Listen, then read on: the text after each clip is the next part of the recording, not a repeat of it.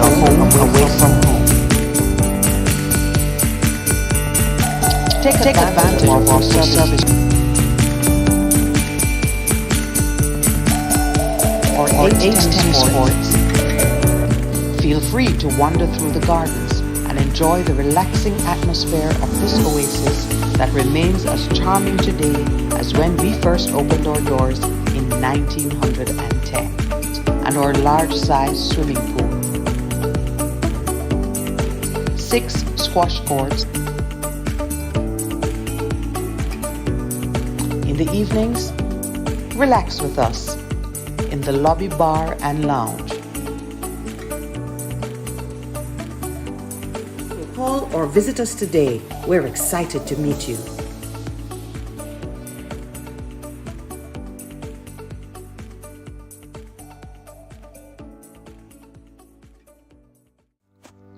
Welcome to the Ligony Club. This beautiful property is nestled in the heart of New Kingston and is the single largest sporting facility in the English-speaking Caribbean. JD's Urban Pub is our resident restaurant. You can trust them with all your catering requirements.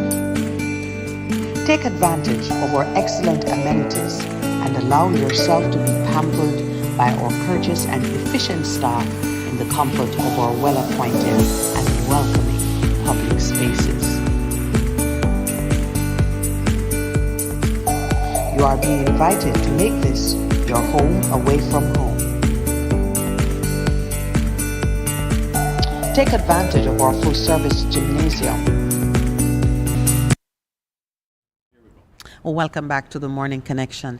I should tell you that on Thursdays, well, I should remind you, most of you already know, on Thursdays, we are hosted by the Ligony Club.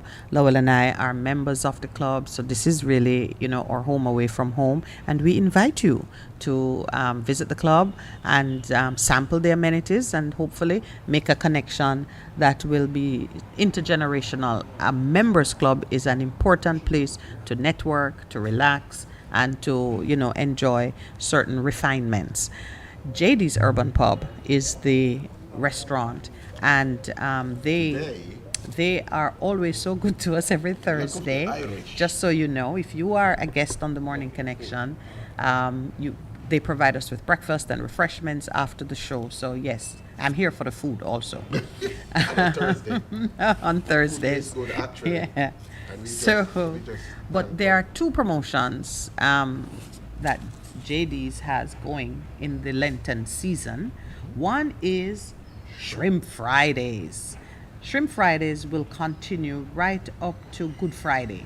Okay. So and I'd love to say it's an all you can eat, but I don't think it's all you can eat.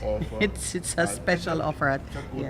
It's a very good price, $1,800 plus, I guess, plus tax. Let's see. So he says the team came up with the idea of having a Friday shrimp special. It comes from the fact that his family is Roman Catholic to give up meat every Friday during Lent. The promotion started, I think, perhaps last week, but it will continue. Until he's so funny because he sent it to me. He says, I'm honestly really busy and I tend to forget these things at times. So he forgot to post it. So we are just letting it be known. Shrimp Fridays at the Ligony Club, JD's Urban Pub, is Friday, serving. You can come with the boys, the girls, the girls, and the entire family. And you can choose. Alfredo. Yes, you can choose from 3 options: shrimp Alfredo, which we love, that Alfredo sauce, fried shrimp and chips, garlic shrimp with mash. I think perhaps I would have the garlic shrimp with mash, and it's only $1,800. Let's see. It is a Friday only special, and it is available while shrimp stocks last. Make your reservations by visiting their Instagram page and clicking on the reservation button. It's an evening thing, it's a lunchtime thing. Let us see. I think it's definitely an evening thing. Let's see if it has a time. Let's get that out. It's at the Ligani Club reservations. I think it's a dinner thing. Okay. Yeah, And they it's a could dinner call. thing There's a Friday. number to call. No, he says reserve by going on the Instagram page. So if you don't have internet, you're out of luck. But yes, you can always call. I don't have the restaurant number. It doesn't. All right, want to go back to that flyer? It's right there. There's a number there. All right. Oh, reserve your spot. Have to move us out of the way. Oh yes, there is a number. You go with the number. 876-413-8652 or 926-8144. That's the number to call. All right. So there's another thing because today's St. Patrick's Day. Oh, I look of the Irish Yeah. side. So to all the folks who love the green, there's your day the flyer is today. beautiful. It says "Got Green." Happy hour today, March 17th, 5 to 7 p.m. at JD's Urban Pub, and there is a St. Patrick's Day menu that I tell you I could stay here and eat all day.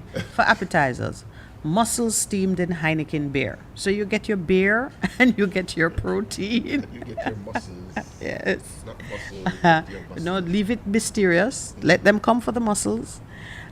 Or you can have a Guinness and honey glazed pork loin for the pork Wow. lovers. You can tell Michelle. That She sounds might like you object to do- the Guinness. Oh, but not so much. Okay, Honey yeah. glaze. Yes, I will forget about the Guinness. I do like pork loin. And for the main course, they're offering a hearty home-style shepherd's pie and gravy, or stout braised steak. So you get the trend. It's It's yeah, the luck of the Irish. the they say. Irish, Ireland, and the stout. And the dessert is equally interesting. For dessert, you have Guinness bread pudding with whiskey cream or crepes sinead with pistachio ice cream. And the drink menu, too, keeps it going green, whiskey smash or green prosecco. $4,500 per person. That's what's happening at JD's Urban Pub today of the in Irish honor today. of St. Patrick's Day. Later on, I might mention it. But we are going to have guests with us in a short while. So I just want to remind you that Dr. Carla Hilton will be joining us. She has prepared a seminar on exam. What is it again? Preparation. Exam preparations. Techniques for taking exams. Techniques for taking exams. Thank you. I apparently need techniques for remembering stuff now. That's easy. Cue cards. Cue card. Cue cards. Yeah. So Dr. Hilton will be joining us in a short while. I know that one of the directors of a non-profit set, and she'll explain what set does, Paula Dixon, will be with her. So we're expecting two persons to join us. Those of you who have a concern for your children who may have missed a few steps during the pandemic and they need to be prepared for exams and time is short and you want to make sure that they have every advantage, this seminar will be of interest to you. So Dr. Hilton will join us perhaps somewhere between 7:30 and 8 o'clock. Yeah, but I'm we- looking we forward to focusing on the spending time education with her. system. The Minister of Education was on loop with Dr. Hassan Troop, who is the acting Chief Education Officer. I think it is. That's what she is. And they were talking about some progress that has been made in terms of finding those missing children. Because the other interesting way of doing it, engaging members of the PT and the teaching staff to look for the children physically.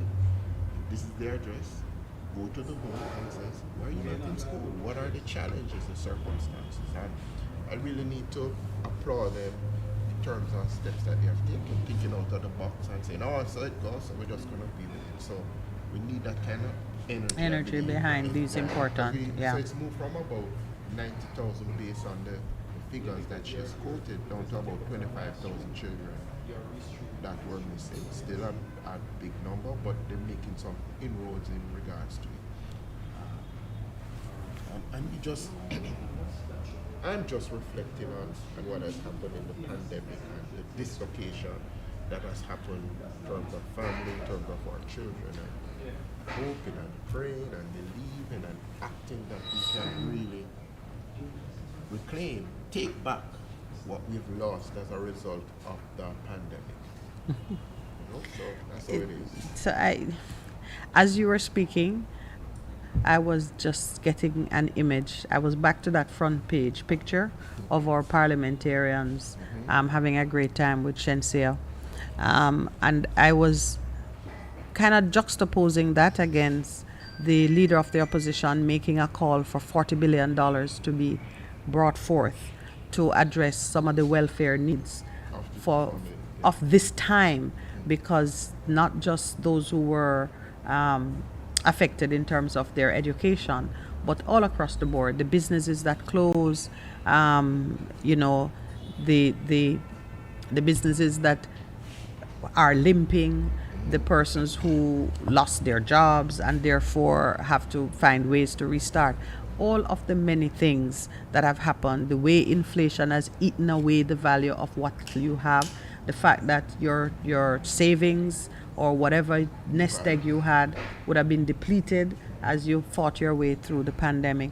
Those are some real pressing needs. I mean, some of us are really juggling. If we pay light bill, we can't pay school fee.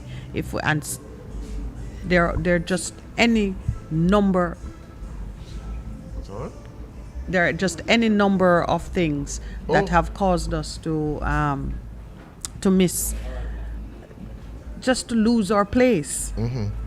And I'm not saying it's not. There's no room for entertainment and for relaxation, because we are clamoring for that too.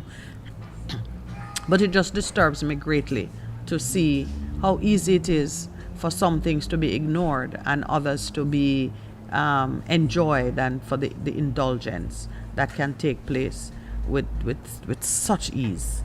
Yeah. While there's real suffering, and the persons who can make a difference in terms of how they allocate public resources are out partying. But let them eat cake.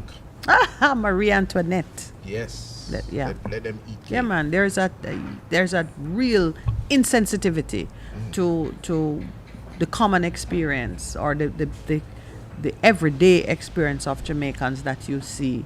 And I'm very, very troubled by it. And I think the average Jamaican, I think all of us who are seeing it and don't feel pleased by what we're seeing, we need to speak out, and we need to hold them accountable one way or another. We've got to find a way to do it. Right. So I've just found the article I was referring to, where Cassandra, the acting chief education officer, was saying that up to early this year, 120,000 students were absent from classes due to the COVID-19 pandemic.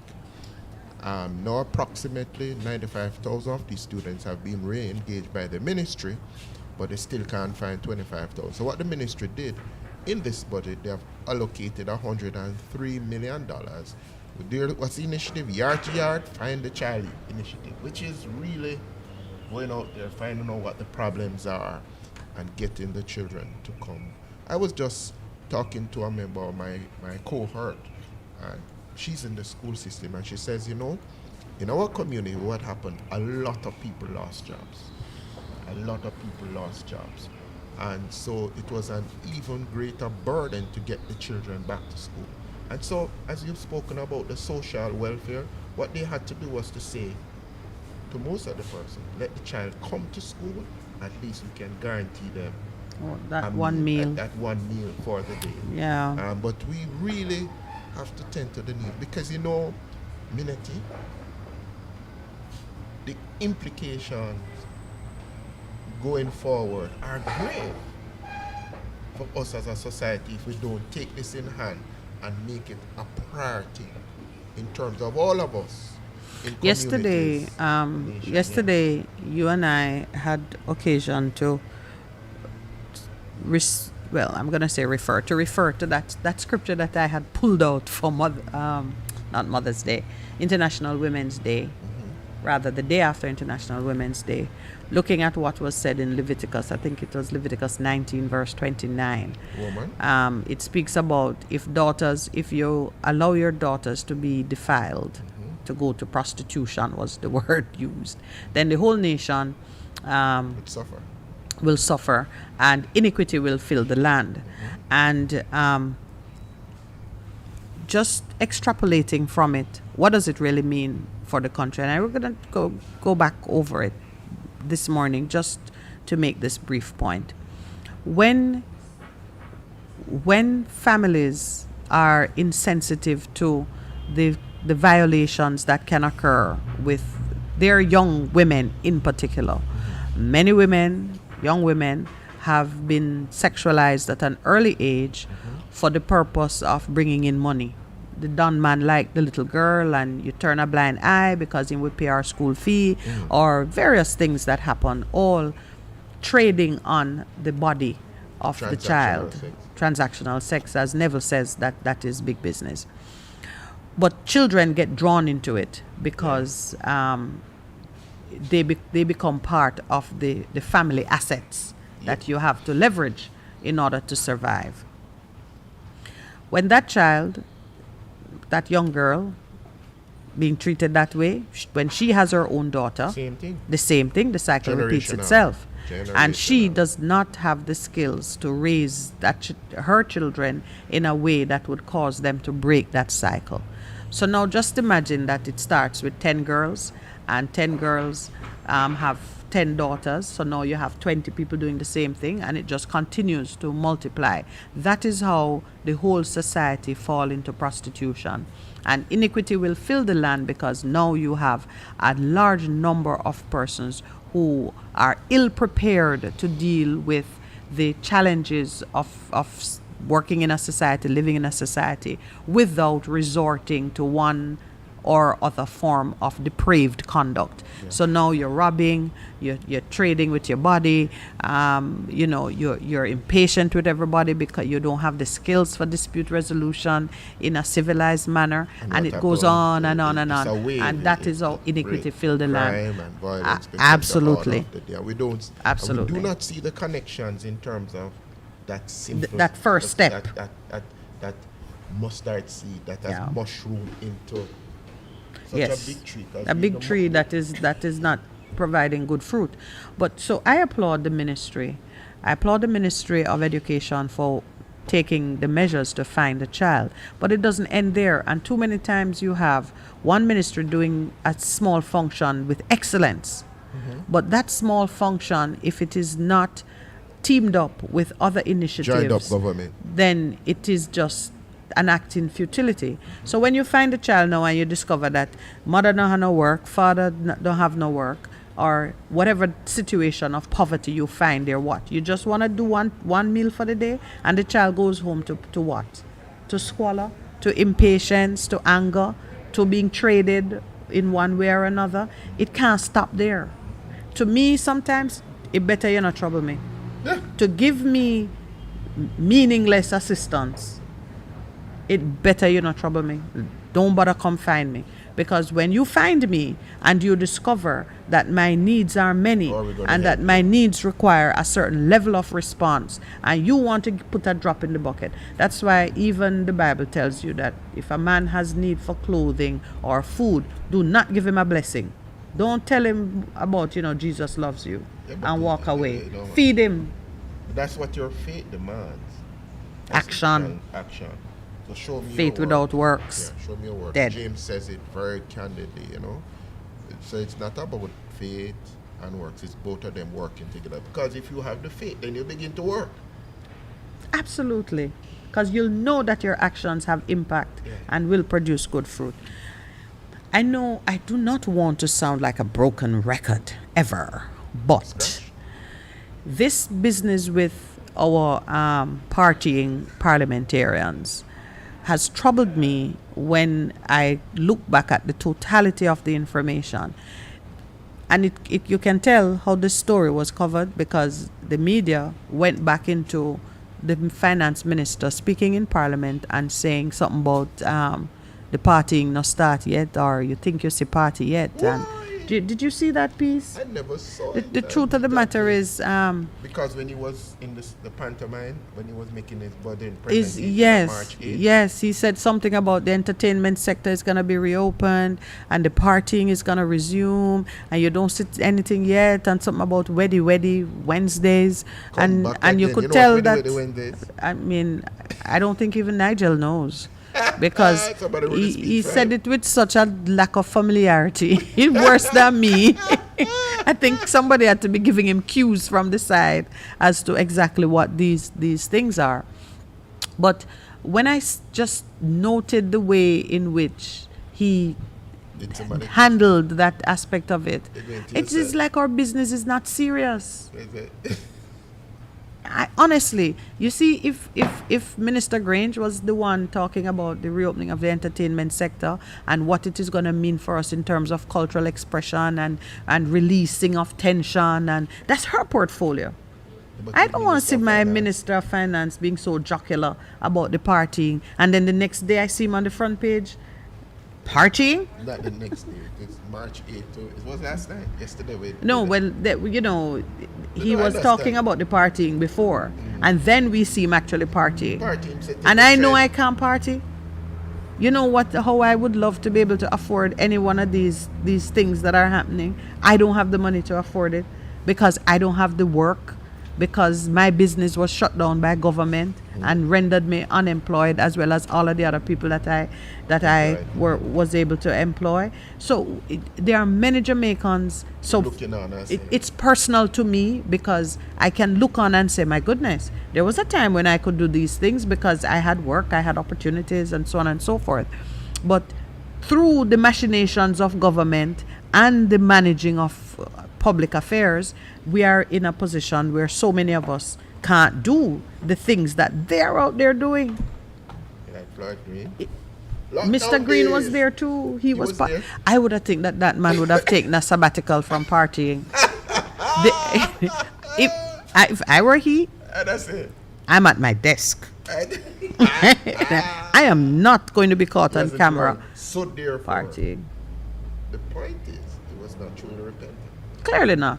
Not one of them. Wow. Not one of them. I don't think Mr. Montague was there. Montague. Montague wasn't there. I don't think he was. I'm a dear sister. You know, I say to people, you see this thing of integrity. Troubling. Integrity is simply what I say is what I do. Public and in private, I am the same. So, and it is insensitive. But I want to tell you that integrity without a moral compass. connotation means they are doing what they say. I mean, really. Yeah, because what we say, we just say, and they never do because we don't believe it. It's also they're Yeah. being integrous in terms of Yeah, what- absolutely. their actions. It's we know who keep giving them a pass and saying, well, they're privileged. Well, they're supposed to. We must be looking on and saying, you know what? They are the great ones. Let them have it. The laws don't apply to them. It must be us giving them that authority, why they can abuse and go on in that way. Anyway, I gotta refresh my spirit during the break so that we can be ready to talk exam techniques when we come back. And it's time for a break. Oh, yes, it sure is 7:31. This is the Morning Connection. Please stay with us live at the Ligony Club. No more overcast skies. The sun is all of up. glory. Absolutely. If you could harness that energy, JPS would be long gone. That's another. Let's take our break.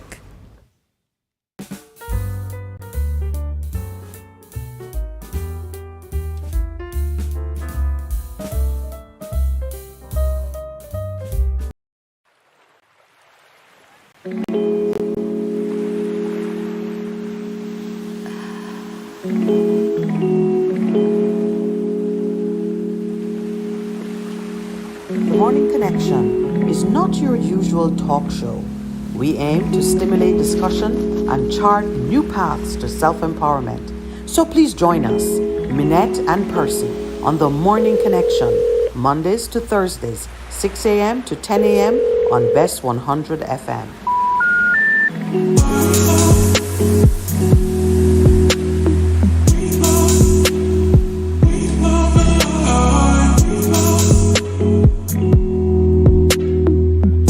The Morning Connection is not your usual talk show. We aim to stimulate discussion and chart new paths to self-empowerment. So please join us, Minett and Percy, on The Morning Connection, Mondays to Thursdays, 6 a.m. to 10 a.m. on Bess 100 FM.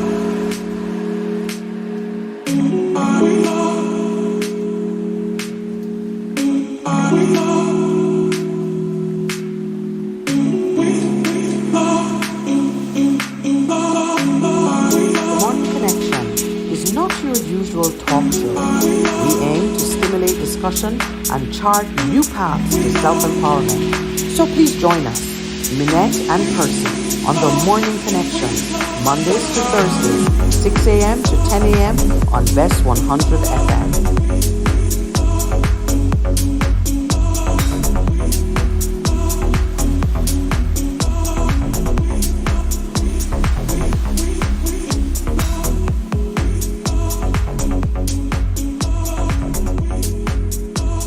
Morning Connection is not your usual talk show. We aim to stimulate discussion and chart new paths to self-empowerment.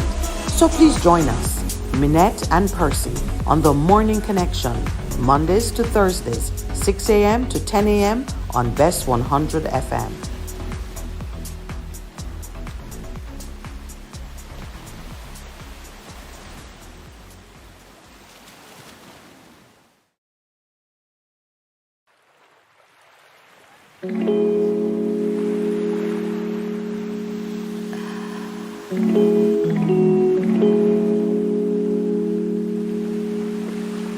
The Morning Connection is not your usual talk show.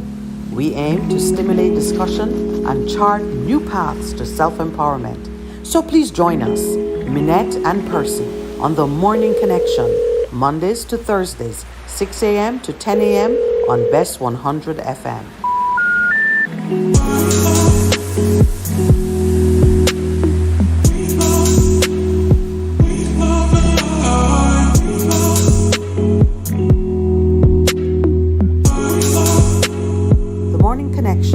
Is not your usual talk show.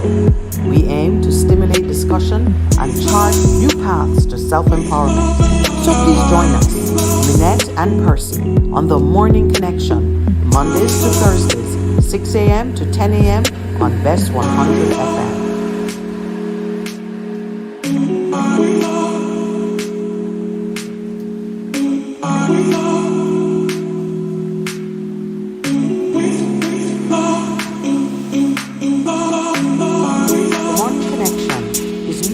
Usual talk show. We aim to stimulate discussion and chart new paths to self-empowerment. So please join us, Minett and Percy, on the Morning Connection, Mondays to Thursdays, 6 a.m. to 10 a.m. on Bess 100 FM.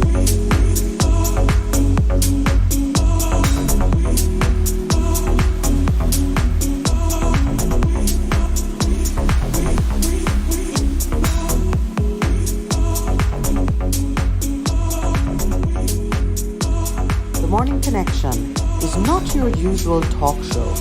We aim to stimulate discussion and chart new paths to self-empowerment.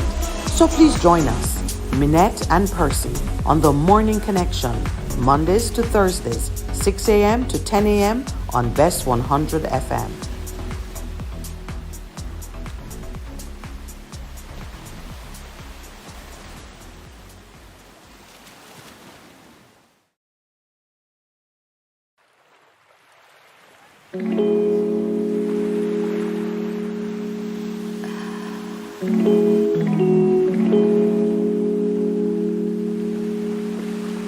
The Morning Connection is not your usual talk show.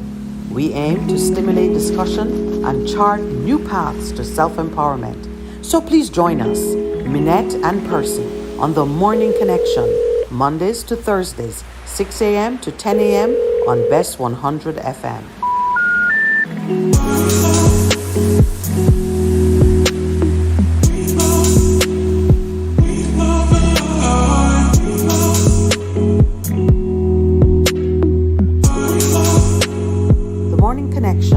Is not your usual talk show.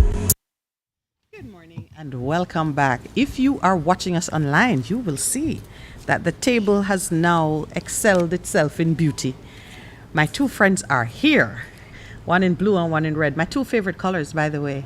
I tell you, if you were looking to, curry favor with me, you would have done excellently. So I just want to welcome to the table Paula Dixon. Hello, thank you. Hello. And Dr. Carla Hamilton. No, I am prophesying. There is a Hamilton coming up in your life. Coming up. Morning, Minett. Morning, Dr. Carla Hilton. Good morning, Dr. Hilton. Welcome. Thank you for having me. Yes. Now, we've been talking to you from earlier in the week that we're going to be joined by these two ladies today, and so I'm very pleased to welcome them. But let me just remind you of why they are here. Not more than a few minutes ago, Pastor Percival, is he in the doghouse? developer. Yes, do that and just do a mic check with a woof woof. Okay, right. You're good? Okay. So earlier, Pastor Percy was mentioning that the Ministry of Education has embarked on an initiative to find those students who don't take this too seriously, but who went missing during the pandemic, meaning to say students who fell out of the system for one reason or another. And as we were talking about it, we're recognizing that the displacement in families, loss of income, loss of job, whatever hardships may have resulted in students not being able to connect and be a part of the education system during the pandemic, which has really spanned 2 years, has created real hardship. And so it's all hands on deck as we seek to not just reconnect with those students, but now prepare them for success. And you are doing your part in that initiative.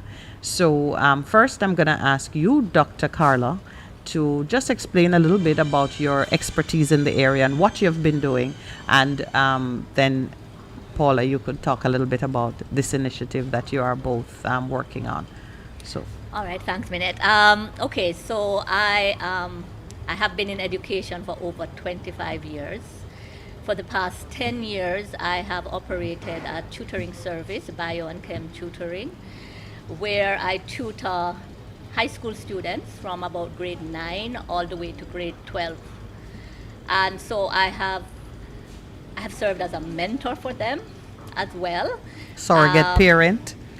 Pardon? A surrogate parent? Yes, as a surrogate parent. And I tutor mainly chemistry, biology, and physics, so I'm focused on the science subjects. I do a little maths here and there, but it's really biology, chemistry, and physics.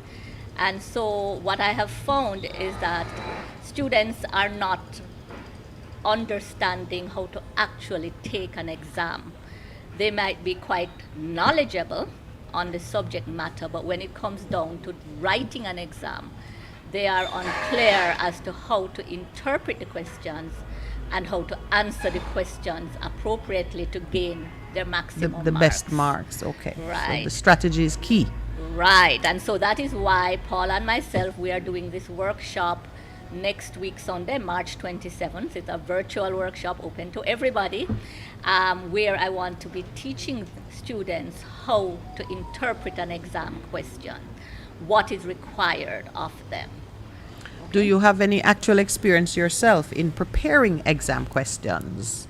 Have you been a part of that part of the business? No, I have not worked with CSEC or CSEC at all. I have not really set exam questions, but I have a lot of experience in training students how to answer these questions to gain their maximum marks. I've had students that place Caribbean-wise in their examination, so I know how to train them to answer questions to gain their maximum marks. One quick question in terms of what you've just said, Dr. Hilton. Is it that they are understanding the material, but they are not answering the questions? Because some of the times you can teach people to pass an exam, but they are not fully understanding the material. What it is that you're finding in terms of the students that you're tutoring?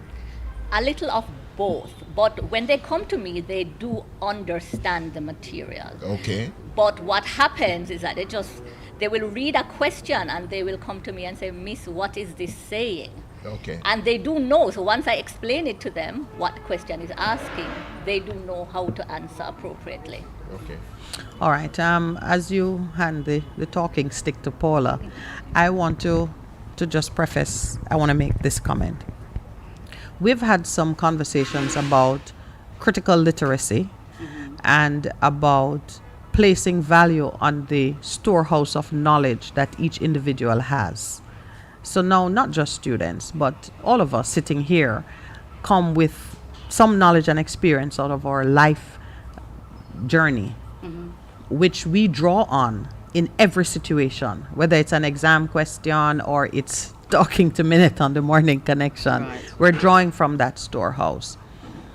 But as Dr. Hilton was saying, sometimes we miss the cue that tells us which part of our storehouse we need to visit for the information.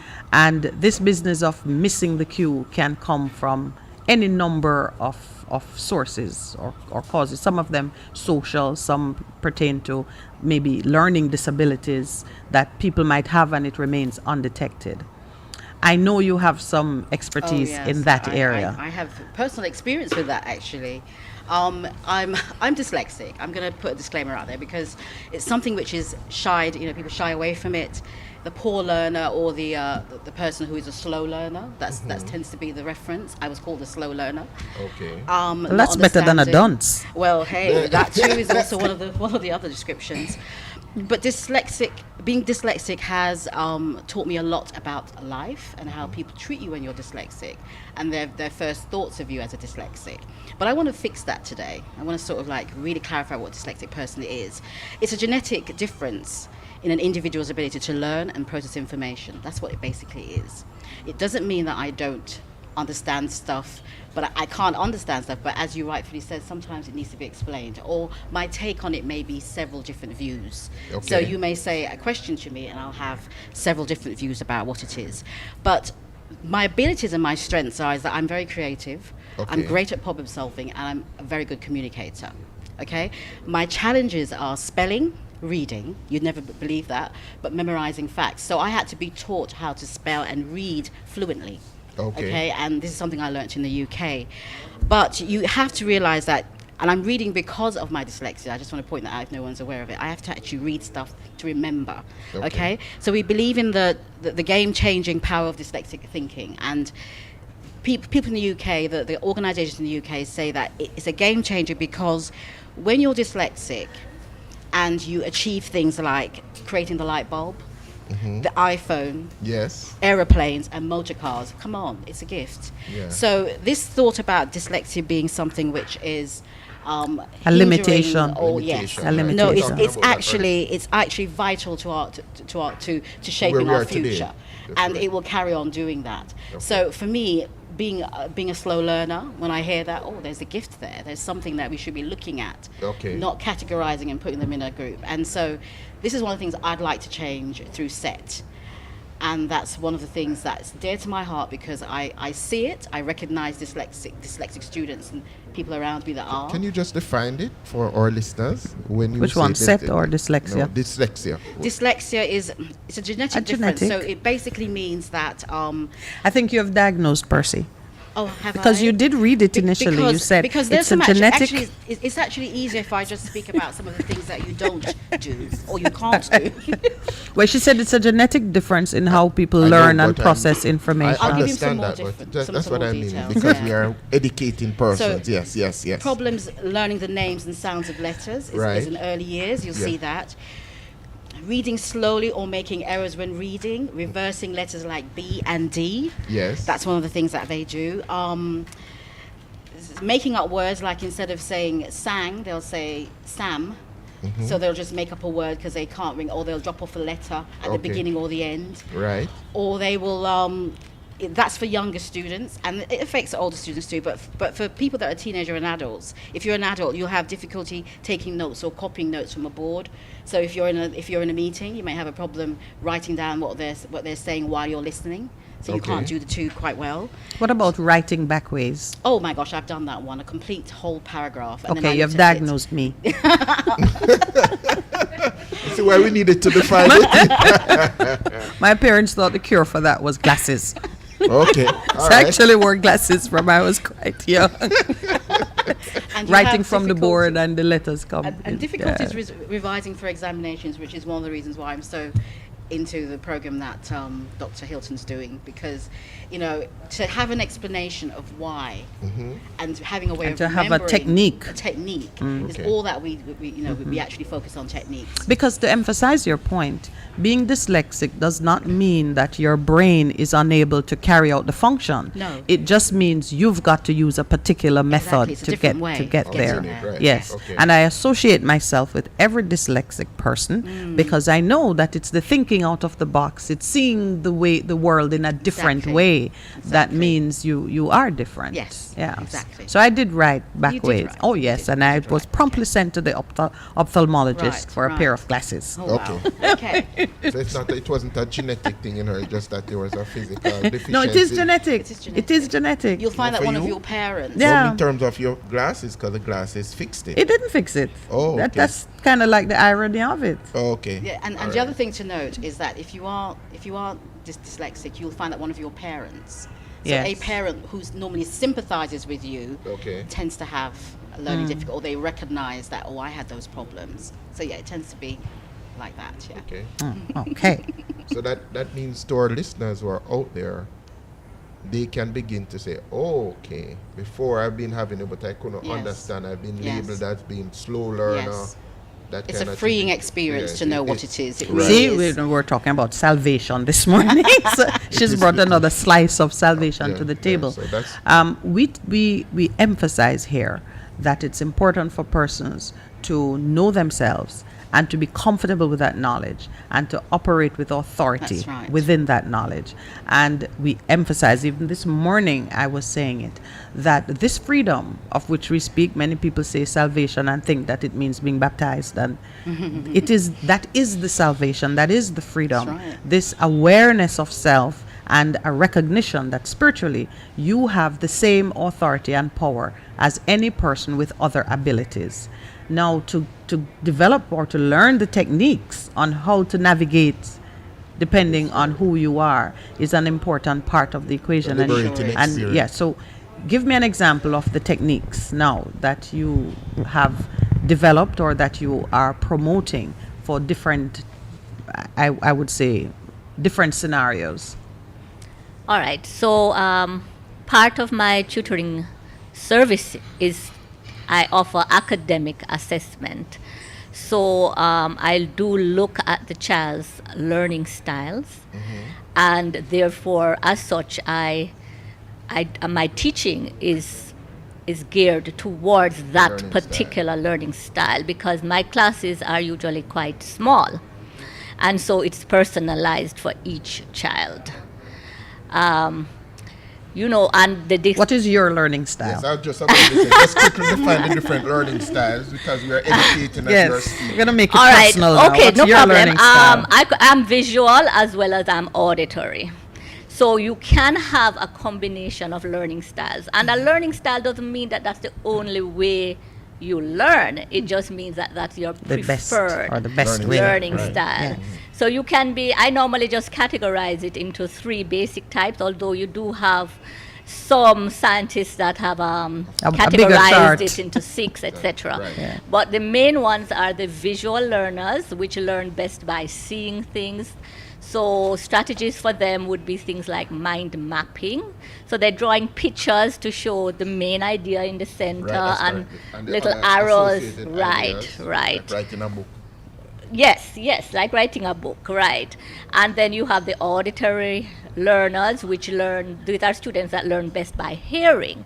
And so a good strategy for them when they are studying is to actually say out loud to Talking themselves. They're not themselves. like talking to themselves. They're not mad people, but They're going through and right. saying, So repeating. reciting the information is a very good way for them to learn.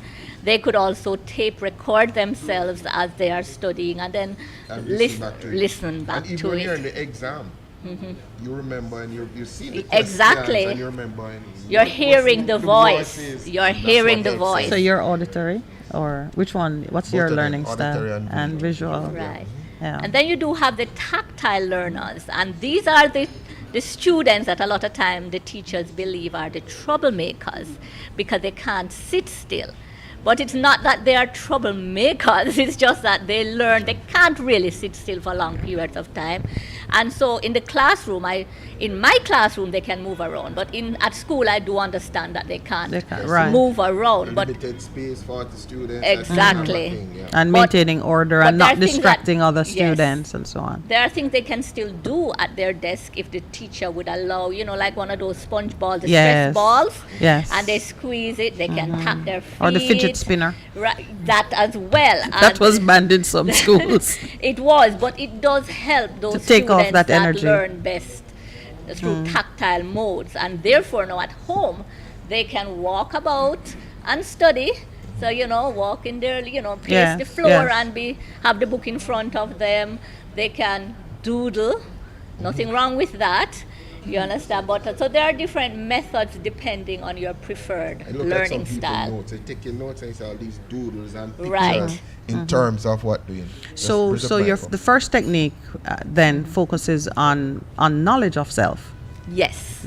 Identify how you learn, what is the best approach for you, and then you I teach give them the recommendations, right, excellent. and then hopefully they implement it. And I do need the Yes. parents' support with Yes. That's a most with crucial thing, implementation. Yes. So we can't forget the parents; they play Yes. a critical role. vital role in terms of what is to be done with the students. For me, I'm visual, but not to see it on a chart.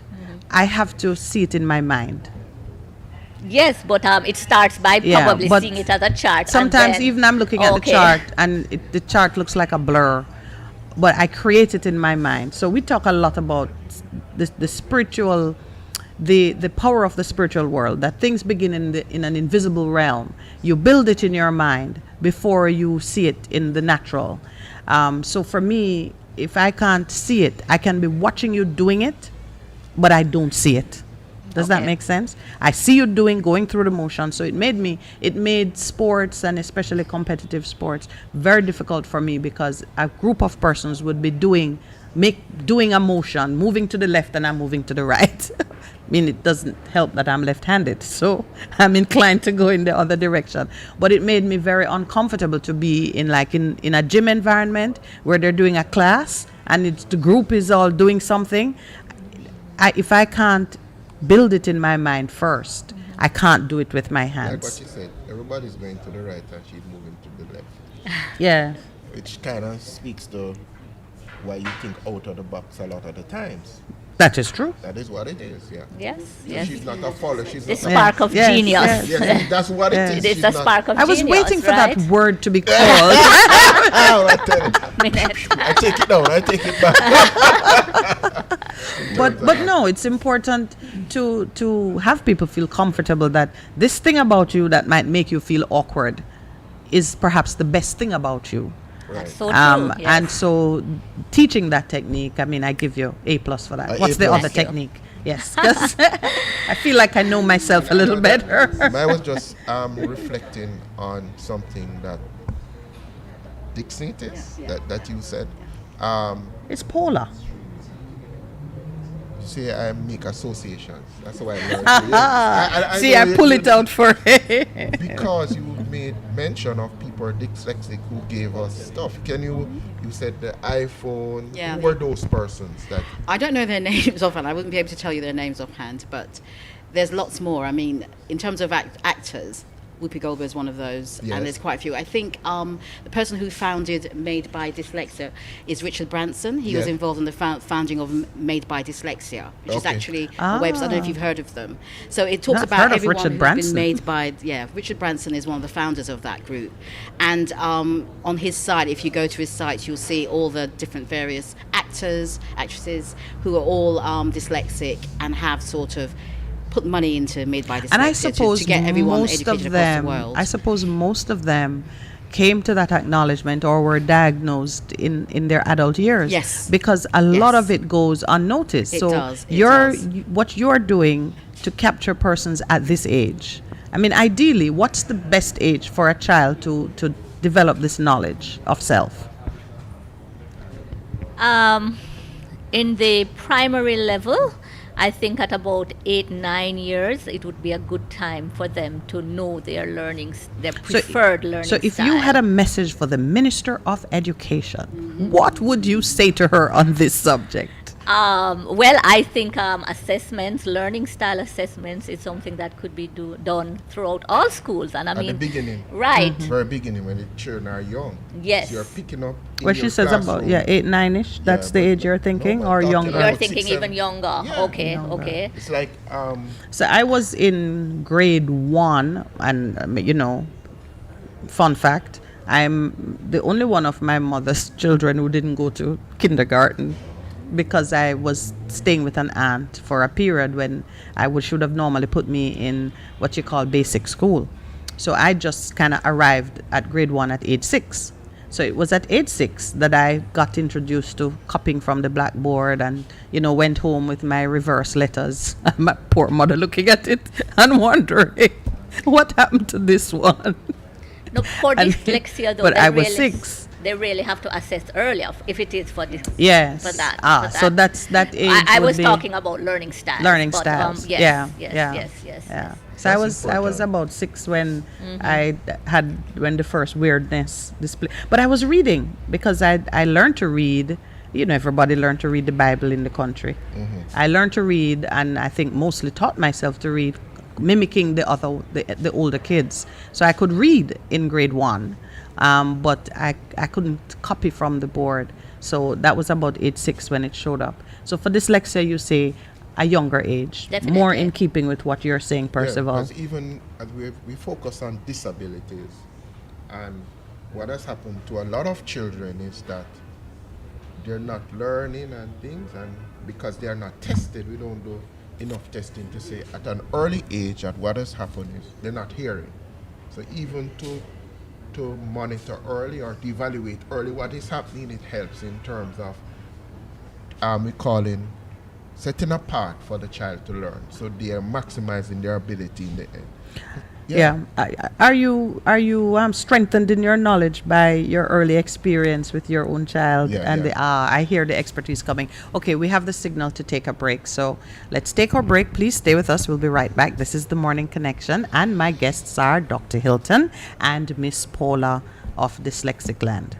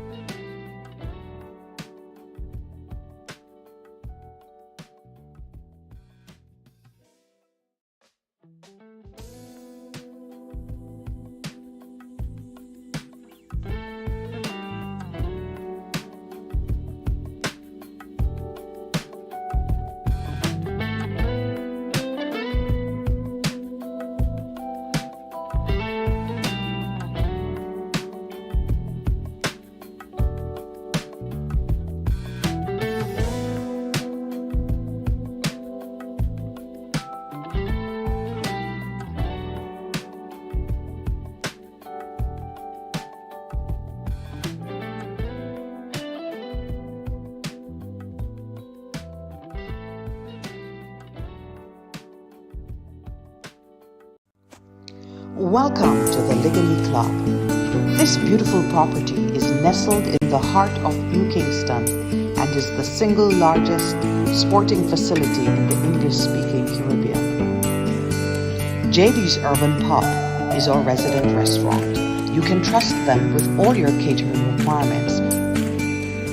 Take advantage of our excellent amenities and allow yourself to be pampered by our courteous and efficient staff in the comfort of our well-appointed and welcoming public spaces.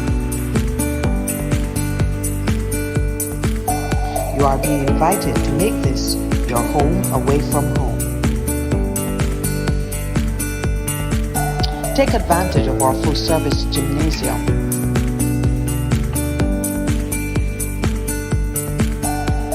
Or 8 tennis courts.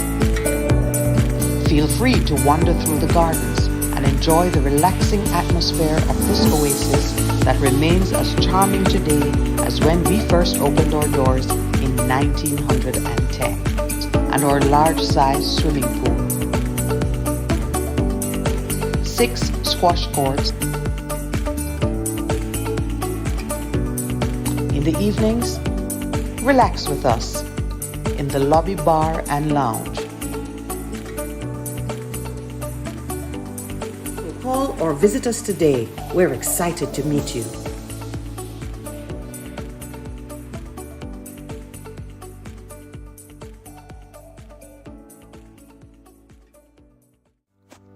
Welcome to the Ligony Club. This beautiful property is nestled in the heart of New Kingston and is the single largest sporting facility in the English-speaking Caribbean. JD's Urban Pub is our resident restaurant. You can trust them with all your catering requirements. Take advantage of our excellent amenities and allow yourself to be pampered by our courteous and efficient staff in the comfort of our well-appointed and welcoming public spaces. You are being invited to make this your home away from home. Take advantage of our full-service gymnasium.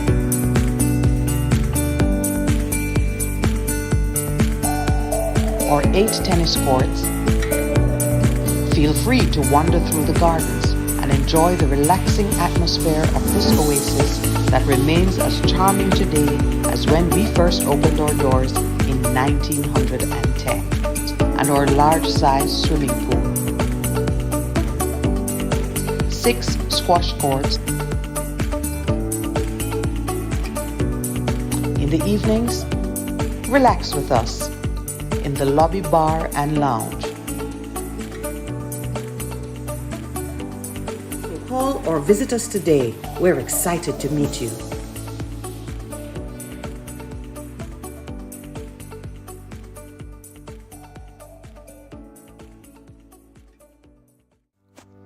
Welcome to the Ligony Club. This beautiful. Welcome back.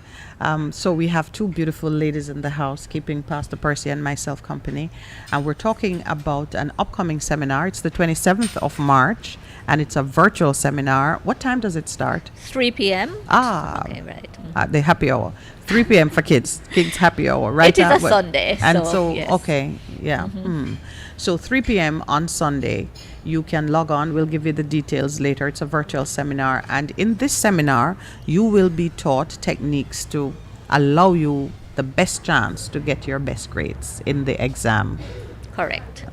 Right.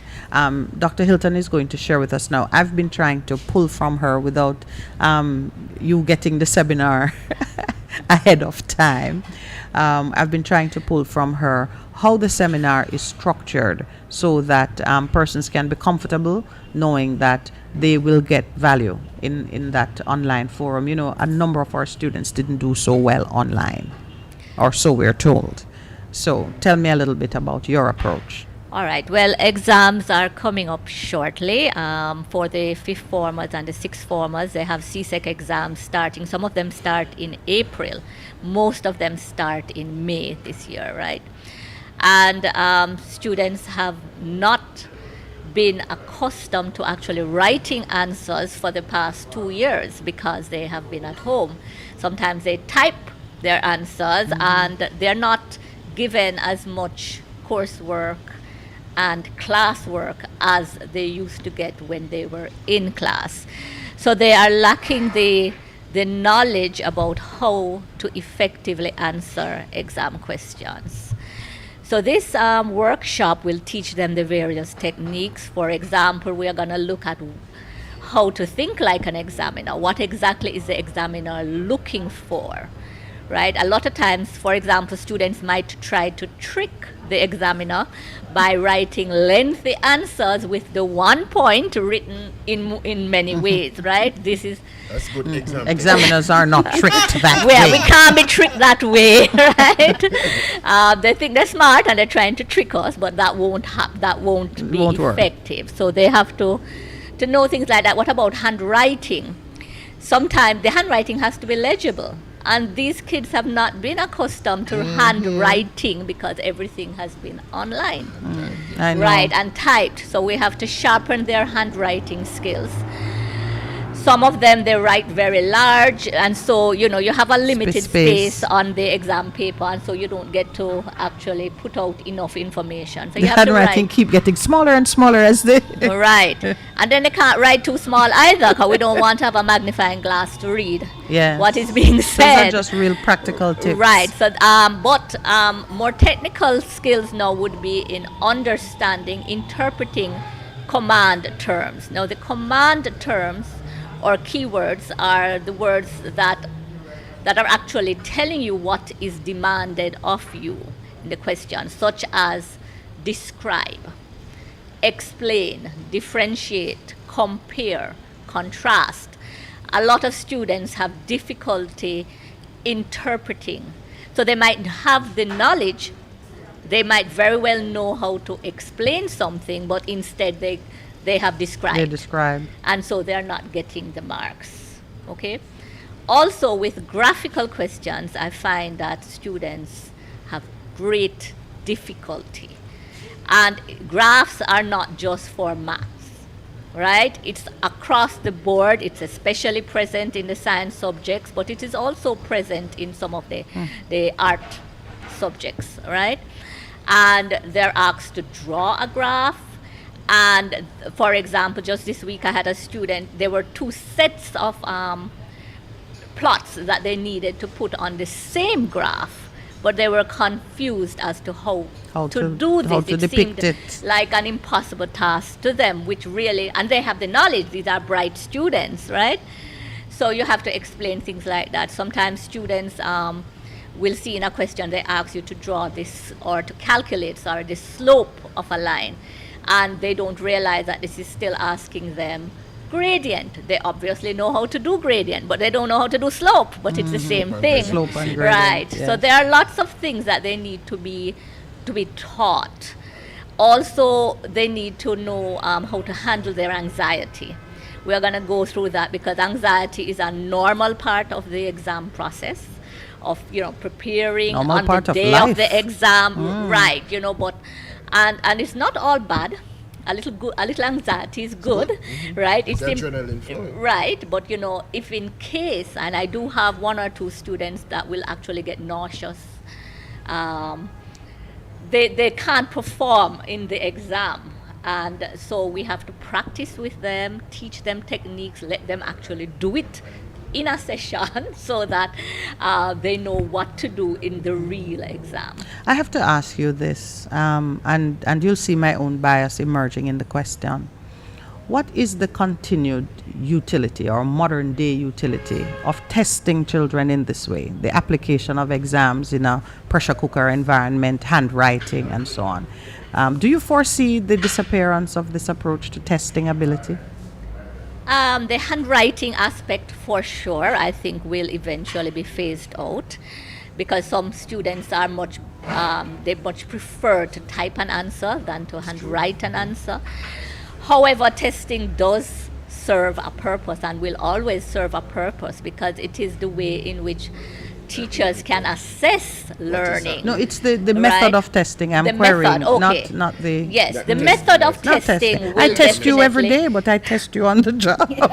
I recognize that every don't day. I test you That every is why day? I love you so very much because I'm going through it. You know, as we're going through the fire, we're coming out as pure gold. I'm refining him every day. Pure gold, He pure refines me too, but usually I go first. Pure gold. Yeah. Ladies first. Yes, ladies always first, but Yeah. that's important. So yeah, so I definitely foresee a transformation in the methods the method of of testing. Yes, it Yes, sounds. as time goes by, and especially the pandemic has really taught us that we really do need to go online a little bit more, and So- we are more accepting of it. So I'm shifting to Paula now. Us dyslexics would really like them to do away with that form of testing. Yes, we wouldn't would. We would, definitely. What do you foresee? Well, digital content for me, going online more in terms of allowing the learner to learn at their own pace at times is one of the keys to this for dyslexics, allowing us to really go away and create our own interpretation, which sometimes can be very useful in an educational situation, and coming back with another way of doing something or thinking about it, which prevents us from forgetting. So that's important to us as well. So digital content, when I say digital content, what do I actually mean? I mean having videos online that we can watch with the subject matter, which is in line with the curriculum, of course. It has to be in line with that. And being able to have materials online where we can do our testing, see what our results are ourselves at times would be useful, and work out where we're going wrong, because sometimes having someone telling you is not as effective as you just trying to do it yourself. And discovering Yeah. other ways. So digital curriculums and content would make a very big difference to us, because it would also help teachers to evaluate what's going wrong, maybe identify some issues we may be having, but I think that would be a good way forward. Thankfully, we have the opportunity in another project that we are collaborating on to write our own approach and to pursue some maybe experimental, if one could call it Yes. that, approaches to boosting the performance of students, and what you've said about the digital content Right. and the use of even a mobile education lab Yes. that will go to students in their environment where they're comfortable. It's one of the things, but we'll invite you back to talk about that. Okay. I want to mention something that has come out of the recent commissioned report on education, the Patterson report. One of the things they looked at was the extent to which the delivery of education needs to now incorporate more elements of apprenticeship type training, community-based activities, and how did they refer to it? This is where you kind of like you can earn your degree in stages. So they sort of break it into So metered self-paced, portions, or- whether it's to match your pocket Which is or what your you're time, saying in but terms of to ability. yes. I'm taking you off your seminar for a little bit, because if you are, whether through your not-for-profit work or the structured work you do in a corporate setting, you are a part of the emerging policy and the future of education. Share with me, if you can, your views on how we can incorporate more of those approaches in the delivery of education. Have I taken you too far off All script? right, so let me in the Patterson report, they have pointed to the fact that we need to expand how we do education. And so she's spoken about apprenticeship, which is very prominent in countries like Germany. You don't finish high school without learning a skill or something like that. So she's asking, what do you think is the value of that as we move forward in education in Jamaica? Well, Thank you. okay, well, for sure, application of the education. All the time students will come to me and say, Miss, why do I have to learn this? That's where I was Right? going. And so you have to give them real life examples. So for example, because I teach a lot of chemistry and physics, they can't see the application. But once I explain to them and show them something, they say, oh, I didn't realize that, The connection. Right. So we have to teach in a way that connections are made. And I don't believe that a lot of that goes on inside the school system. And then you have to remember, the school system, you have 40 odd children in one class, so it's hard for the teacher. So I can't really blame the teachers. It's just difficult for I them. never blame the teachers, 'cause Right. they have to operate within a structure, and that's Exactly. the structure they're given. So the curriculum from the Ministry of Education needs to be adjusted the way CSEC test students need to be adjusted as well. They've been doing a shift, you know, in terms of CSEC, because before you just go and do your math exam or do your English, now there is an SBA There's portion. an to it. SBA Like with the portion, maths, yes. my son is doing math this year, and he has had to do a research project in terms of, he's chosen statistics. So they have to go out and collect the statistics and what it is, then use the same formulas they've learned in terms of coming up with graphs, plotting it and so on. So I think they've recognized, but they're not moving fast enough. Right, they're not moving They're fast not moving enough. fast Right, enough. Like right. even from my alma mater, they said, okay, you want to see how statistics is applied, go and collect some data. How many cars? Boys love cars. How many BMWs is it pass? And they're doing the data collection and collating them and saying, so that is helping them in terms of seeing how the statistics basic applies to daily living. That's what you're talking Yes, about. and that's excellent. But across the board, That's the what they need to different do. subjects. Right. I mean, they do have SBAs. They do have a project to do for the science-based subjects, Mm-hmm.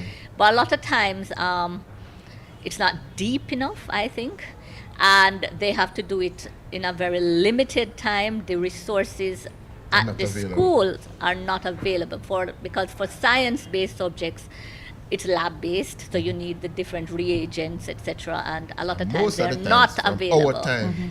Well, right. From our time. What overtime? That's a young girl you're talking. No, no, from my time. From our time. It continues to be a problem. Because I the fight truth- with Pastor about that every day. That's all right, but from our time, because we are asking ourselves, have we really shifted in terms of the fact that this for the science subjects, have we resourced the school sufficiently in terms of the laboratories, the reagents, and you're going, oh my, you can't have 10 students doing one lab, and that is a lab that counts for what a 10 students should have, and it's a simpler resource question. That's teaching them teamwork. Yep, really no. I'll take this one so you can. Really, it's not that way. Thank so you. I agree with Thank you. you. And even in the Patterson report, they have asked for a shifting of resources.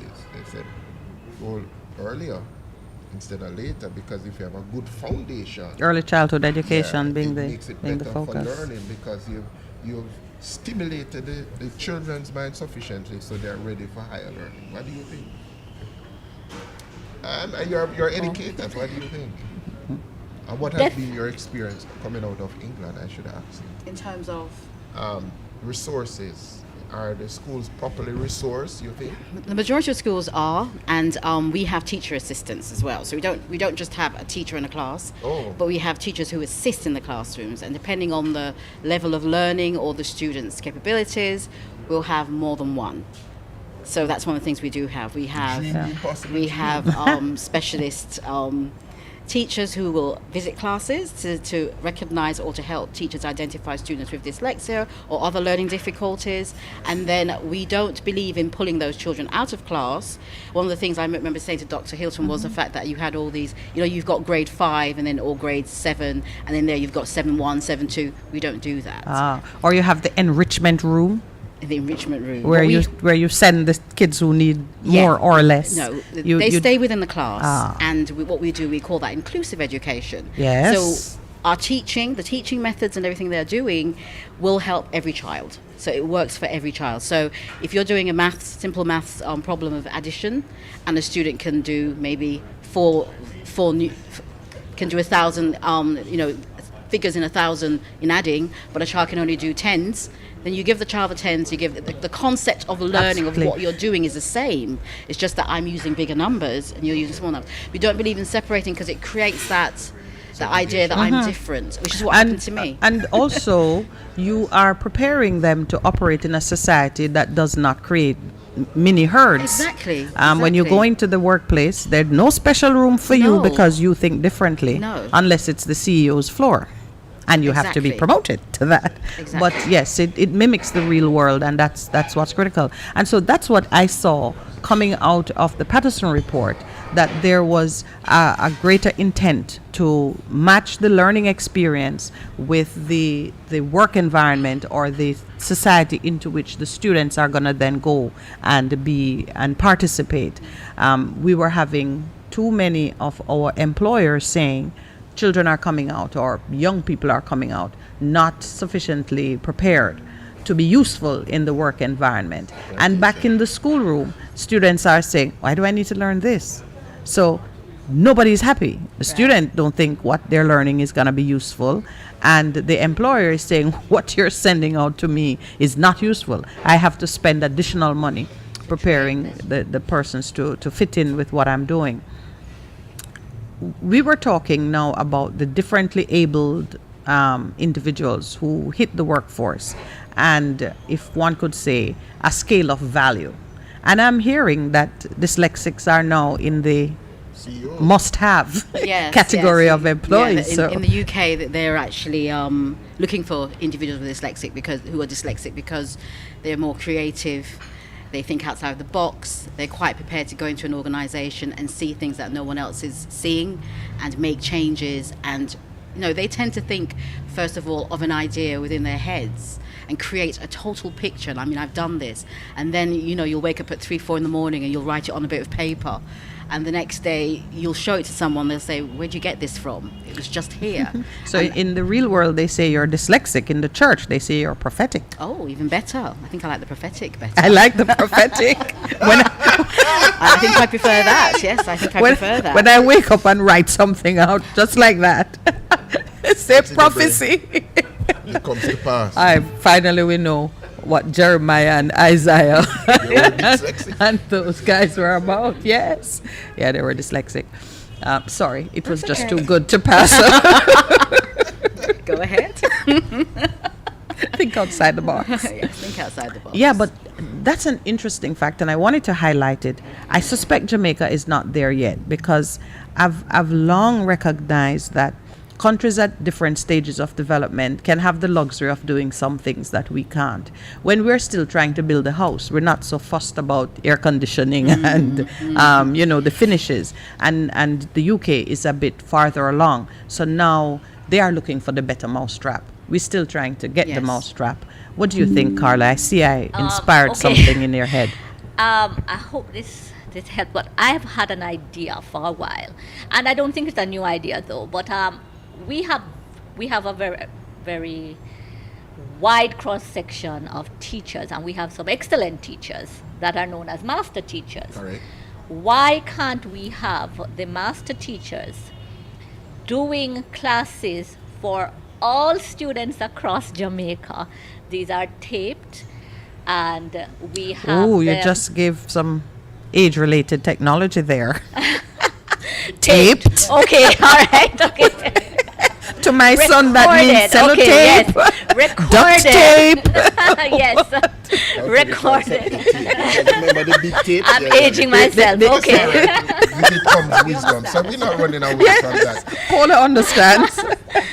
So we are, so it's recorded and played for all those inner city communities, those rural For communities, with their own teacher present now that can now take it further by now giving them assessments, giving them practice on what is taught in an engaging way, because not everybody has the ability of bringing across a subject matter. But master in an- comes with time and experience, Exactly, and right. yeah, so it's limited. Can I tell you why your idea is not a new idea? Right. Prime Minister P.J. Patterson in 2005, when we created the Universal Service Fund, asked for the first project to be funded from the USF to be e-learning. And e-learning was meant to digitize all of our educational material and make available master teachers online for the benefit of all schools, regardless of their location or their standing. And it's just amazing to hear you say it, because from 2005, that was approved, the first project approved for the e-learning fund. for the Universal Service Fund was e-learning, and e-learning meant to deliver exactly that, and we're still not there. But why? Because I mean, They're busy Politics. putting up hotspots in some Politics. areas can't be that where they're looking expensive for. or It difficult isn't. to It do isn't. because, All right, you we're gonna know. take our break and cogitate on that issue. Why it is that something that seems so simple Takes is so still yet to be done, and we have the money for it. Okay.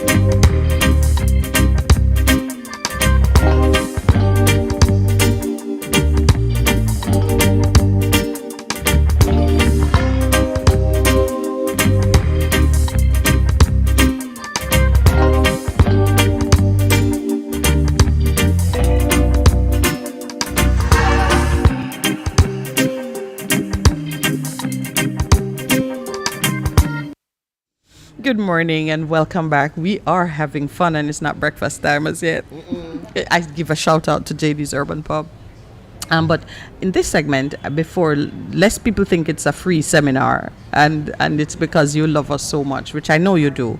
But if it don't cost you anything, then it won't be of value to you. So there has to be a tool.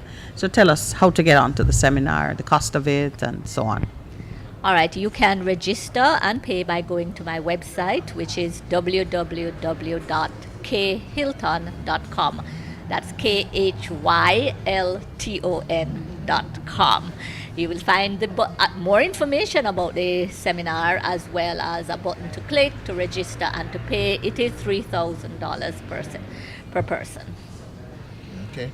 And is there a space limitation? Is it like, the first 100 are in?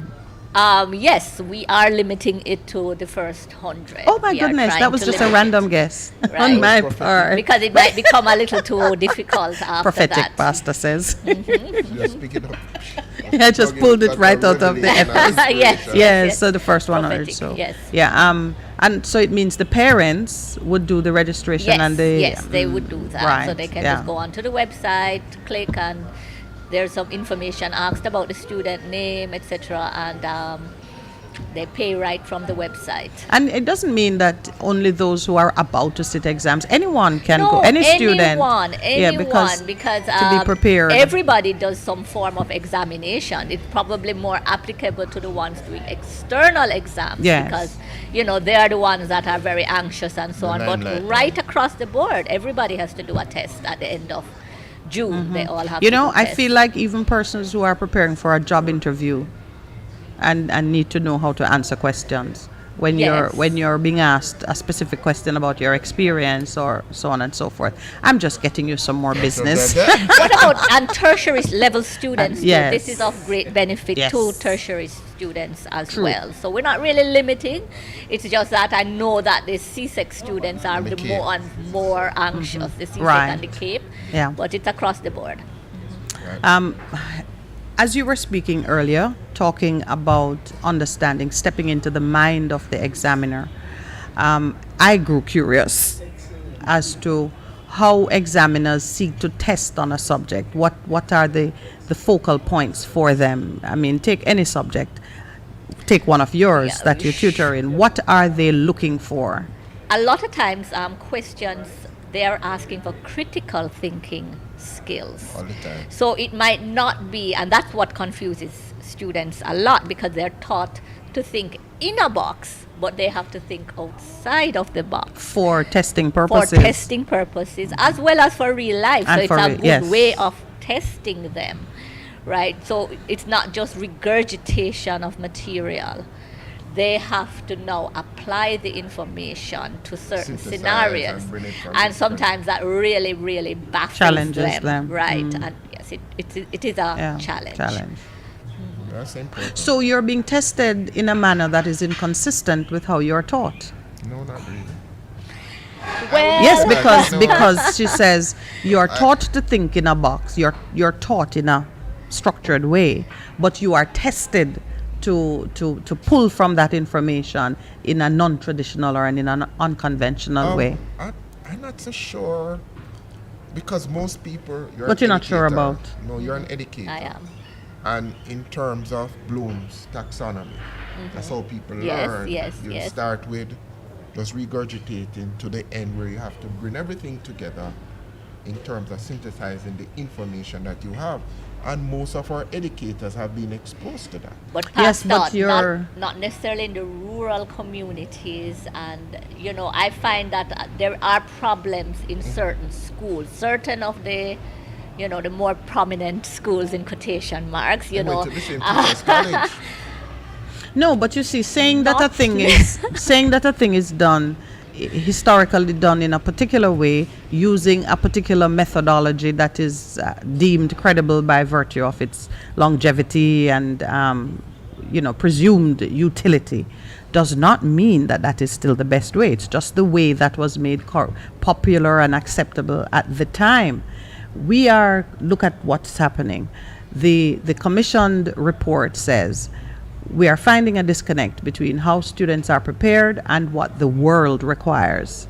And the children are themselves saying, we don't see the purpose behind how we are being taught. It's not relatable to life as I see it outside. I'm asking a question now as to whether or not some of the changes that are required would break up that conventional way of teaching so that the student is being prepared in the way that the world requires them to think. It's what I'm asking. I think the answer is self-evident, but how to do it is going to be the challenge. The report suggested we do more apprenticeship type where you're learning on the job. So you are being confronted with the challenge that you have to solve in a real world environment instead of an examiner trying to put together a question that could challenge you in that way. You are correct. And a question comes to my mind that always baffles students. For example, on a past CSEC biology paper, and I'm not quoting it word for word, there was a question that was requiring students to suggest what a male oral contraceptive could do. So we don't have currently a male oral contraceptive, and they were being asked if such a thing could work, was invented, what would it do? What would it do? What would it do? So what's your answer? Well, obviously it would. So it's drawing on number things. They would have to things. understand the male reproductive system and what goes into and what would be preventing from the sperm development, right? So they would it would have to be a pill that would address I the think hormones you have a patent in the way. Patent in the week that I'm about to expose. Yes, so my lips are sealed on that one. Well, that's just an example to show Right. you how sometimes the questions are phrased, and they are sometimes. That's a good question, actually. It is, Yeah. and it did baffle even the brighter students, so to speak. Yeah. The really knowledgeable ones couldn't really Make the connection. make the connection. You have to understand it, and if a male contraceptive would be to prevent from. Prevent So sperm at development. what age student would that be? CSEC These are is reformers. These were reformers, so students yes. sitting CSEC exams. Yeah. It was And on a who- CSEC exam. Yes, and who paper. would be alive to some of the social and the cultural implications of contraceptives, and they know what sex is, and they know what you mean. Yes. by- It's part okay. of the curriculum for Yeah. so they do learn reproduction, and they do Right. learn about the female contraception and male contraception, but then there is no male oral contraception. So Its time has come. Let's come. You just take up. There's some feminist in the CSEC exam cohort that says, I'll Okay, that's what we do. get something, plant an idea here. I just want to. Yes, go ahead. We've been talking about dyslexics, and I've been just curious in terms of the statement you made, and I've got to style. Many people are considered as changing the course of history for the better word dyslexic. Yes. And they said these people are not only able to think outside of the box, but they had the ability to shatter the limitations of the current thinking of their day. Yes. And a person that comes to mind is Albert Einstein and what he has done. And they went on to list other persons who were dyslexic in terms of the thing. One of the things that all of these people have in common is that they have the ability to adapt. Those are dyslexic people. They all overcame adversity and managed to create incredible successful life. So you're saying all women are dyslexic? Oh, Lord have mercy. I just wanted to challenge you with that one. How many women are on the list you're looking I at? was just looking at it. And I See found any notable, any Madame Curies? Madame Curie probably have been one, but it's been dominated by a lot of males, and I'm saying, here we go again. That's because Richard Branson. No, Paid for but no, the Patricia site. Palo. No, there's a woman on it. With an unpronounceable name. Yeah, Patricia Polacco, who didn't learn to read until she was age 14. She suffered from undiagnosed dyslexia until a teacher recognized her disability, and she goes on to become a famous writer of children. So that was important. And then people like Steven Spielberg and other people have been chosen to be dyslexic. Yeah, you're in terms competing of with that. the noise from the road. Okay. That is, But it is Richard Branson as we've spoken about, created this site. Well, So- since we have 3 women at the table, I'm going to raise the gender issue. I mean, we're in the majority right now. But don't you see even the gender bias in the treatment of some of these issues? I think if a woman is a slow learner or regarded as a slow learner, there's not a mad dash to bring her up to pace. So she might go undiagnosed unless it is extreme, like, at 14 you can't read, and maybe it was a female teacher who took an interest. Did it say that it was a female It was teacher? a male teacher. It said it was a male teacher? just Or you're checking. just presuming it? I'm just Because we'll checking. see another bias here. There is the presumption that the movers and shakers. But I do see the potential. male teacher. I do Thank see you, the Mr. potential. Falanka. Mr. Falanka, yes. Yeah. I do see the potential for some of the biases that prevent. Yeah, to be continued to be sustained, Yeah. reproduce, because of how the bias that exists in terms of how we go. Because in some countries, girls don't go to school. Yeah, so you wouldn't really know. Pick it up, yeah. So that's true. But I find it fascinating. Good. So you are a famous person amongst us then, Miss. I would hope so. Oh yeah, no, we know so. We know so.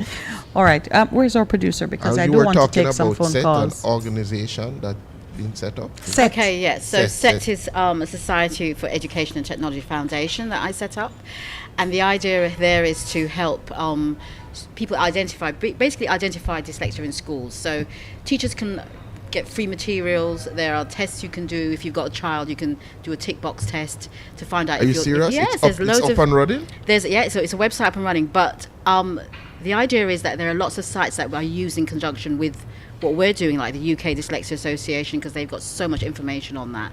And there are free actual tests you can do with a child or for a child to determine if they've got if you've got 10 points and they go past 5, chances are they're dyslexic. Okay. There are different levels of dyslexia. So you've got mild, moderate, severe. So you have to really identify where they are on the spectrum and then work with them there. So people can have very mild symptoms, very sort of, which prevents them from where they can learn to deal with it and manage it. Others, it's quite severe, so they have to have other things in place to help them. Right. But it all depends on your level of what you need in terms of help.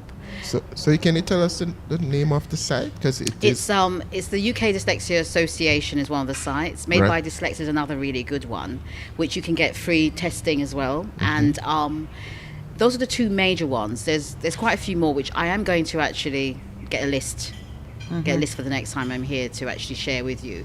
But the testing sites where you can go and get tested, or a child can get tested, that I think is available on the UK Dyslexia website.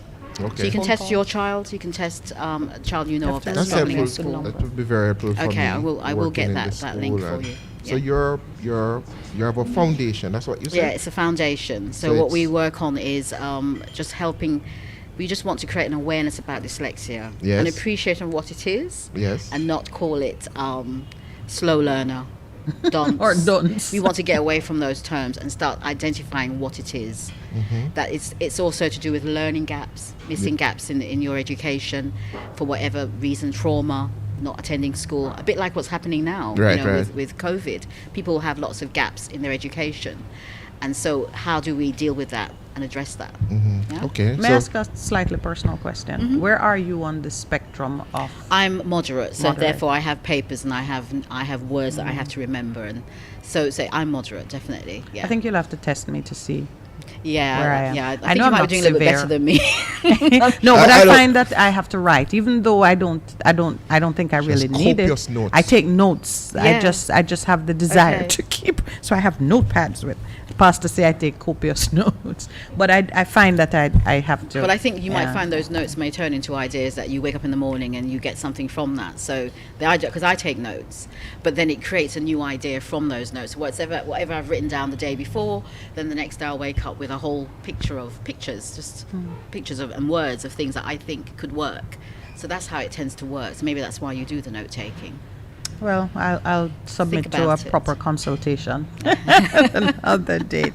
But I will just say this. You will hear from Dr. Hilton and Paula and the foundation that she has set up again, because the education project that we're doing to introduce the mobile labs and to give assistance to those students who have fallen behind with the online learning. Missing. Yes, both of them have very kindly consented to be partners with us on it. But we'll have a separate conversation on that, because that's a big, whole exciting project It is, on it its is. own. Your seminar on Sunday. Are you the only presenter, or will No, Paula be? Are you're participating? Paula will also be co-presenting with me. What is the format of the seminar? Just a mix of spoken words and pictures, or Videos and yeah, We will have some videos. We will have a breakout room where we will give students a chance to actually work on something. And of course, yes, we will also be giving out handouts as well, so they have something to remember what we have taught during Yes. the workshop. Yeah. When I was a student, it was very popular to use mnemonics to remember stuff. Is that still a thing? Still is still a popular, thing. and it is still a thing, Stop. and something that You we need to still explain do. to the audience what are mnemonics, please. Very well, go ahead. I don't know. That's why I'm asking. Oh, then it's not the audience, it's to Percy. No, man, that's all right. Asking for a friend. Now, mnemonics are really just abbreviations that represent a word. So, for example, when you're at school and you were learning the colors of the rainbow, and you learned Roy G. Biv. Yes. Do you remember that? Yes. That's I know a what mnemonic. because I All right, Oh, so okay. confession, I have never used a mnemonic. Really? Never. How would I remember it? If I don't remember, I don't even remember passwords. Ask Lowell. I use one password. For everything? For everything. If you know me, you know my password. Because I fret that I'm going to forget the password. And if I write it somewhere, I fret that I'm going to forget where I wrote it. And then I just said, you know what? Just make it something that if you wake me up in the night and ask me. So that means I could stick you up and say, give me the Absolutely. code to go into your bank A account. password is meaningless to me. Oh, my Lord. I do not hide things. Even if you come to my home, I don't hide things. I don't lock away stuff because I'm just going to fret that I'm going to Gonna forget. it. Okay. Where it I wonder is. what that is. There's another word for that, you know. What is that? For forgetting stuff. Freedom. It's called freedom. Freedom. The other word for it is freedom. Freedom, yeah. Freedom. You're not bound But by it's any- I get anxious that so I've never used a mnemonic. I only know that it exists because I have a storehouse of knowledge that it's kind of a weird thing. I know a lot of stuff, but if you try to test me, I might think like I don't know that. Not sure I know that. I understand. But I do have. The mnemonics is something that I go through with students when I'm doing my studying workshop.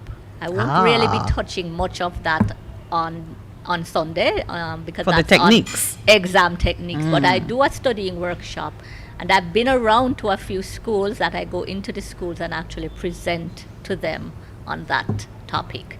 And then I go through a vast number of techniques that students should be doing in order to achieve good grades. Because, we're never taught about how to study. Right? We're just told, well, I was just told when I was growing up, go study.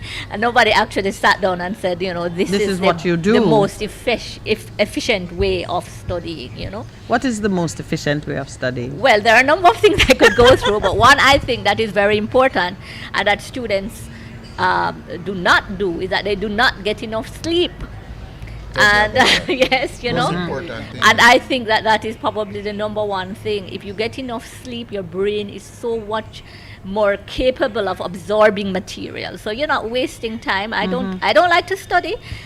In my entire education career as a student, I have never studied past 8 p.m. That's another thing. I prefer to get up early in the morning yes, and when do you're my fresh. studying because Yeah. the brain is well rested. Yeah. And I do have to get my 7 hours sleep, otherwise I'm useless. That's why the Lord set it up for you. Must Yeah. rest. Yes. So I'm Rest, that gonna you're say refreshing yourself. I'm gonna say something weird. I've never studied. Okay. I've never studied. I remember thinking, well, this is gonna be exciting. Watching, like, getting to university and seeing people study, like they lock themselves away and they have books and so on, and all I do is read. But reading is a form of studying, Minett. But if it's but active. so what I learned from high school is that if I develop a an interest in the subject matter, meaning develop curiosity about it, wanting to know its purpose, how it functions, how it is structured. If I develop an interest in a subject matter, then I am motivated to read about it. And when I read and I understand something, I can give it back to you verbatim because I internalize it. Memory. In a weird kind of way, but I would, in part, yes, because I visualize it. I can see concepts the way you see words or pictures. Right. I just see it and then I understand it. I internalize it. I realize that the business of like just reading and swatting, what was called swatting, I couldn't do it. You know, when they sit and they I still can't do it. If I don't internalize and see something, make any sense. do not ask me a single question about it. That's important. I see the two of you looking at me with great concern. No. You are a genius, Minett. But I do recommend. I mean, I agree with you. Swatting never works. The cramming never works. Mush in your brain. Right. That's just students have to get out of that and try to understand the material. Be as you curious said. about it. Exactly. And see what it is meant to deliver. And that's where teachers come in, to spark the interest, to let them love the subject. Which is an important thing. So I manufacture a curiosity about any number of things. Literally manufacture it. I just become really curious about. And I see it in our son. I see him get just really engrossed in how a thing works. And he pulls it apart and then that's it. Finish with it, on to the next. And you would think that's obsessive, but he puts it away and he's on to the next. And so I understand how that works. I have two sons. One says, I don't see you studying. He says, I really don't study. What I do, I get assignments, I work on them, I do it well, so that in the end, when the exam comes, I know it. You remember it. Yeah, that's with yes, him. right. And so the thing is, for him, and the other one goes, does it, and then I see the grades, and I say, when did you study? Him going, hey, they got that from their mother. So I'm shifting on you. I'm shifting on you because I see persons in public life and I often wonder, are they educated people? Their behavior, and then sometimes you hear that they're doctor this and so and so, and most of them are now some of them are serving as parliamentarians, as technocrats in high places, but their output does not reflect a process of education. Sometimes even when you hear them speak or they write or how they communicate ideas, I become concerned that they did not go through a process of the mind being trained with any rigor. The question is, what is education? Do you share my sentiment? Have you had such a concern? What is education? What is education? Well, yes, you're right. And education needs to be holistic and right. Leadership skills in our young ones. And it's funny that you brought that up because I don't think I mentioned this to you. But we are doing a leadership program. Paul and myself, we are doing a youth empowered to soar and program. You have not invited us? It's called Yes. And Youth Empowered to Soar. Yes. Right. Wherein like we want to develop leaders now, not no future leaders. We want them to have the leadership skills within them, and everybody has it, but we want to bring it forth right away. And that would include things like communication skills, presentation skills, emotional intelligence, conflict resolution. Big right? one. So that's our plan for this summer. We want to introduce it as a summer program. We also want to join forces with you, Minett, and go into the communities and help to develop them, not just academically. All right. So I love the way I love the way she answered the question by speaking to the future when our leaders will reflect training and conscious thought and input. All right. We're going to take our 9 o'clock break. When we come back, I would like to open our single line for a few calls. So I'm just going to recite the number so you can prepare yourselves. The number to call, as always, on Thursdays, 876-361-6583. Please stay with us. This is The Morning Connection. We're going to be right back.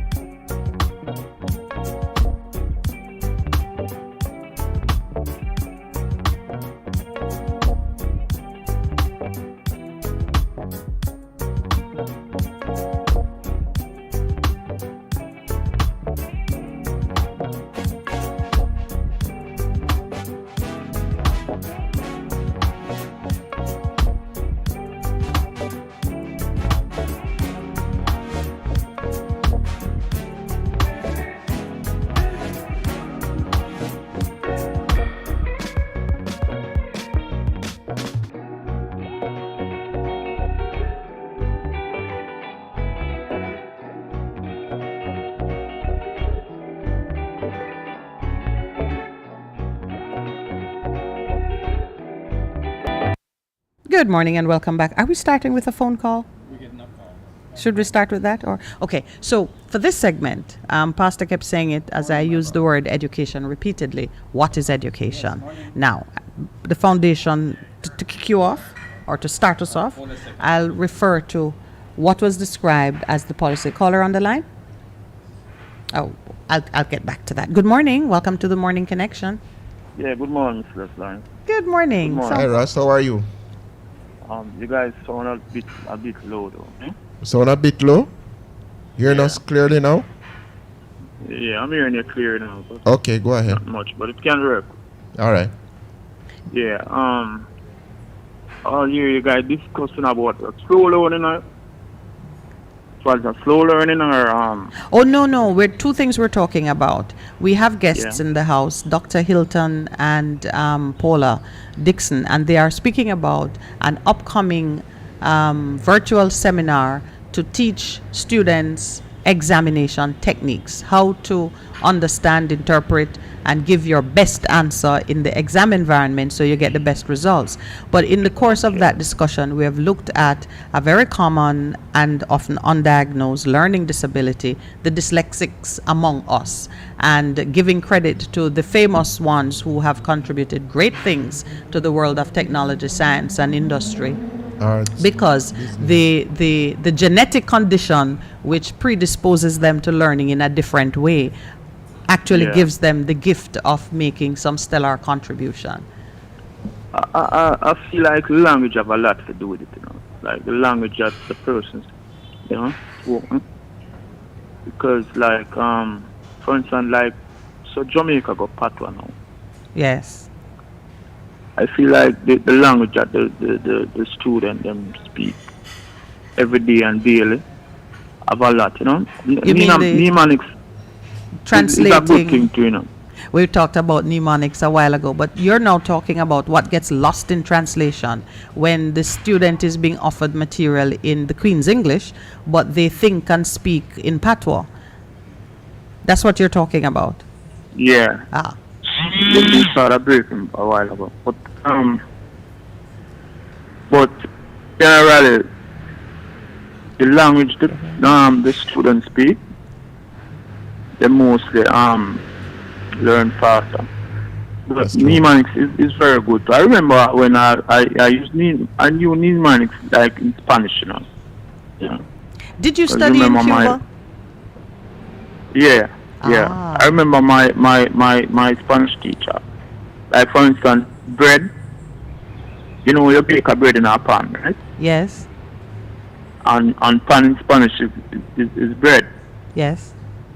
You know what I mean? Yes. So your teacher will be like telling you that, say, But the language have a lot to do with it. The language that the students speak daily. The heart language, your mother tongue language. You're breaking up.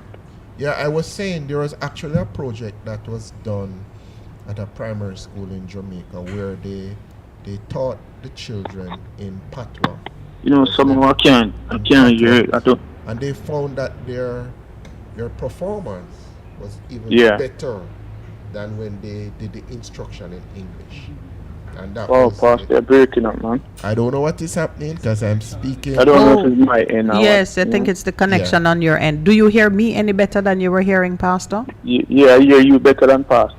Okay, well, Pastor was saying that an experiment was done in a primary school in Jamaica here, where the children were taught in patois, and the results showed that they performed better when tested because the delivery in the Queen's English didn't work as well for them as learning in what Pastor called the heart language. So you see what I'm saying? Yes. You know? Because the things you do the best, you know. And back to education. Education is what somebody know, you know. That means say if a man is a tailor or a man is a pastor, I'm educated towards it. You know, most people don't know that. Some people think it's just academically. You know? I see. So there is some of us distinguish between education and knowledge, classifying education as the process by which you acquire the knowledge, and knowledge being the information, whatever it is you have acquired. We were talking about education here because, and I know you can relate to this, when we look at the behavior of some of our leaders, we are not seeing that we're not seeing the evidence of a process where the mind was trained and the critical thinking is evident in how they behave in public space, how they speak, and the decisions that they make. I'm challenging my guests to speak on that with me. Yeah, the leaders don't kind of say it all, because when you look at Jamaica, you know, the amount of how Jamaica produce a lot of, you know, people were in all format, you know, very brilliant, you know. And when you look at the leader, you know, True. the leadership quality in I Jamaica, see your point. There's a disconnect between that. right, yes. All All right, Rascal, we're gonna Raspal, ask thank you you to so give much. up the We line. only have the one because line. you're breaking up. All right. Yeah, I can hear you. Yeah. Okay. All right. The guest can respond though while we wait for the other call to come in. What do you think in terms of what he has said in terms of education and leadership? Because my host is very provocative, so she can go on. That's why I'm in the cold shoulder. Yeah, I understand. Well, you see, education cannot just be about the academics, which I think, you know, that's what our schools primarily deliver, academics, right?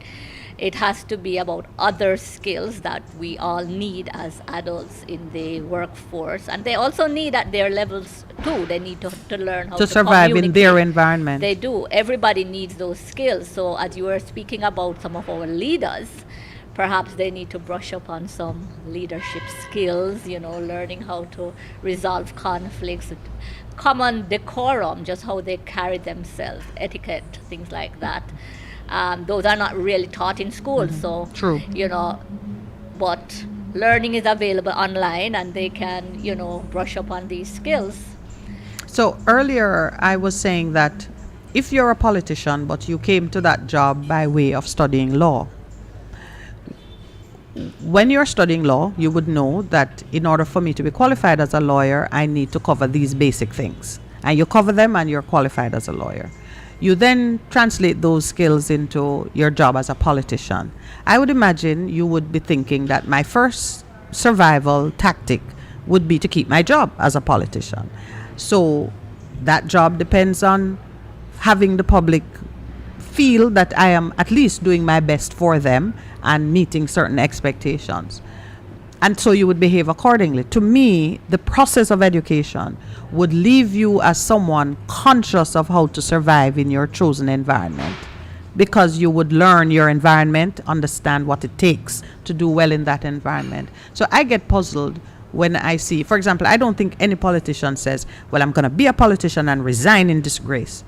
I don't think anybody says that. That's my... So when I see that happening, I know something has gone wrong, because that couldn't have been your ambition. So I ask myself, how did they not develop the survival skills for that particular job? And that's why I then say, well, you know, were you educated? So education as a tool for survival. What say you? Is it a tool for survival, or is it an abstract? You just want to know things and it No, has no it certainly purpose. will help you with survival for sure, because I mean that is how you're gonna acquire a job, make a living, support yourself. There you go. Right? So it is a necessity of life. The more educated you are, the higher paying jobs you can acquire. Then Or you can create jobs. or can create create jobs, of entrepreneur, course. Yes, you are yeah. quite correct. I mean, creation of jobs is very important. All right, we have a caller. Welcome, Yes. caller. How are you today? Hello? Yes, Good go morning. ahead, sir. Welcome. Yeah, good morning, Miss Minett. Good morning, Pastor and everyone. Yeah, you them need academic education is great. Yes. But you still have to feed them with spiritual education. Because even critical thinking, they have to think spiritually too. That means they can solve certain things that they have to fight. True. You know, any disagreement they have, them can So solve like it with result righteousness. too. It is Why? righteousness, man. Yeah, man, righteousness. Yes, miss. So so that is great. So in that 1 year, so as when me hear talk here, it's not just academic for you. True. I have give them some other type of So it has to be some spiritual holistic. thing in them. Let them know how to fear the Lord. So in the fear God, you know, even in the parliament as they say, they have education and go to university. But it's not just one way of teaching. So there are many ways of teaching. So yes, miss. So it's just that part them want to say. I love it. Thank you so much. You know, but right now still when I say Raspal, did I say him don't give me TV, but he must say that if you know him now, I'm going to say if you span radio for big up yourself, you know, and it's not a good No, thing. no, that- no. You know, He should talk to you. but you know, Raspal is your friend, so he's not trying Yeah, to. but if you don't want to give me, you never have to call me on TV, on the radio for say it. You could have called me one hour and talk to me, because I talk to me the day before and the day before too. And I- Alright then, all alright right, then. then Same I time that country. Alright, right, All right. thank you. Somebody will Yeah, fix man. that. Bless All up. right. bless All right, up. my brother. Thank you. Yeah, cool. Yeah. So you see what I'm saying? No, righteousness as named, he has taken on a name that reflects his philosophy. And he believes in being in right relationship with others and living in that way. That's a part of how he has trained his mind. So even to mention conflict resolution, how people, how we use Morals. parliament a lot as being kind of like the proving ground of some of these things we talk about. When you look at how issues are dealt with and so on, you're feeling like, okay, these people did not receive the requisite training or have not trained themselves to behave in a way that would lead to survival in their chosen field, although some of them do survive. I would just want to big up Young Pressure and his son. Yes. Young Pressure is out of Pittsburgh, one of our callers online. He just told us that his son, 10 years artwork, old, has been Arimi, that's his name, has been selected to display his piece in a art exhibition that's happening in his era. Congratulations to you, Daddy. Young Brandywine Artist Exhibit. I'm going to check it out online. This is one of our listeners who is in Delaware. And his son has, as we talk about, the achieving excellence, his 10-year-old son. So, Young Pressure, big up to you. You've said you haven't been with us for a long time. I realize now that I haven't seen you online for a bit, but welcome back. Right, so, but education has to be holistic. And I remember a principal, she's now retired, and people are saying, why don't make the girls, I give it away, why don't you allow the students to take as many subjects as they want? She said, we are working with a program of education which is holistic in terms of morals, the academic, the other social skills, because education is it has to be more than just acquiring knowledge. And we've gotten into this trap that, all right, how many subjects are 15, 21? What is it doing for you? Is it allowing you to, as you have said, compete in your chosen field of study and to do the best that you can do for yourself? So education has to be more than The academics. Yeah, the cognitive. And also social skills. Sometimes students are overwhelmed with so many activities after school. Yes. And a lot of these are also academic. So Academic. they're doing extra lessons in so many subjects that they have little or no time to actually socialize with their colleagues, play games, go kick some football, whatever it is, because their whole life revolves revolves around around just yes. academics. Yeah, and that's usually the parents' fault. And Yes. the Because you parent- pay for it. Yes, yes, I that's see. you correct. push them. Yeah, And right. that's why parenting has to be addressed. You know, what it is that we're looking for in our children. I mean, everybody wants their children to do well in school, but that's not all. Is there a component of your seminar that addresses what mommy and daddy should be doing, or In terms of this is- supporting. Not Yeah, for this not for this one. seminar, but when I do my studying skills seminar, I always invite the parents because they are the ones that are telling the kids many times to go and study for 3 This or hours that. on end Yes, and not accomplishing I anything. get the fight, man. Daddy, I'm not studying all the time. I said do other things then. But the other things that has happened, the pandemic, is so much screen time. Yes. So that's another thing that this pandemic has just thrown up. The screen time. But then parents still have to, take away the screens at a certain time if necessary. Okay, you spoke about sleep. I said at 10 o'clock, I have a 15-hour. You must be in your bed. You must put away the instrument. Because you need to rest and sleep. Him said, but I don't want to sleep. I say, it's all right. Trust that is wisdom simply because you need to rest. You need to rest, resuscitate yourself, and get up in the morning to do what you need to do. I totally agree with you, Pastor. And if they're not doing it, you might have to physically remove the screens. Then we're gonna- So I understand that overstimulation with how the use of the screen can impact your health. I can understand parents being rightly concerned, but I get the feeling sometimes that parenting picks its spot in just being contrary. If you're outside too much, your parent wants you to spend time inside.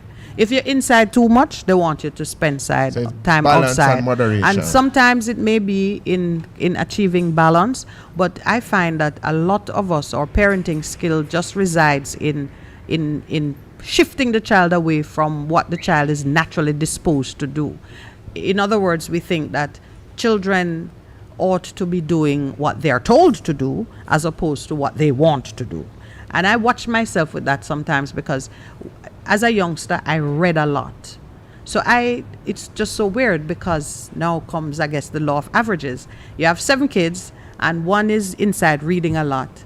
And the parents will tell the other 6, why you can't spend some time inside? Reading like Minett.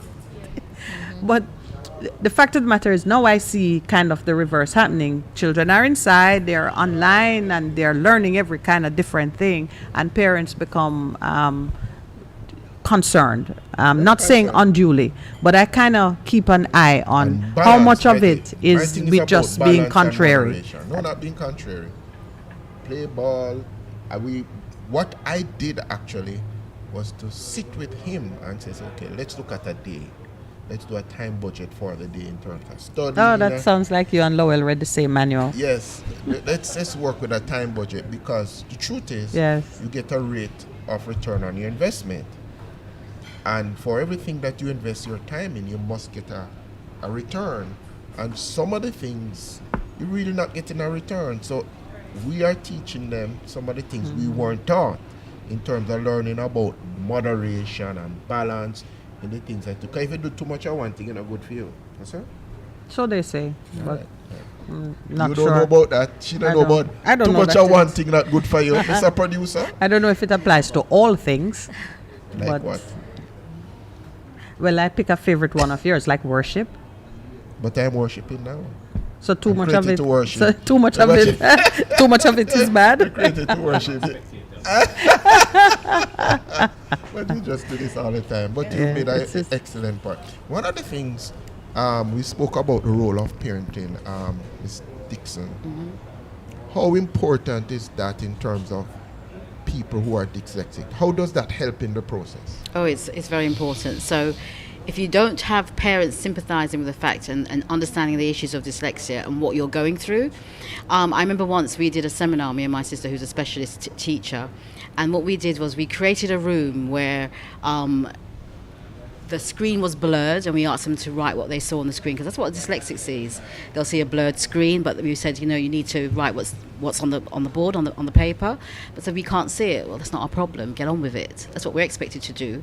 And so we put parents through that who were not very sympathetic towards their child in terms of what they were going through, and we gave them time limits. Taking too long, you've got to get on with it, and some people actually broke down. They were actually very distraught about the fact that we were putting them through this, and they thought it was so unfair.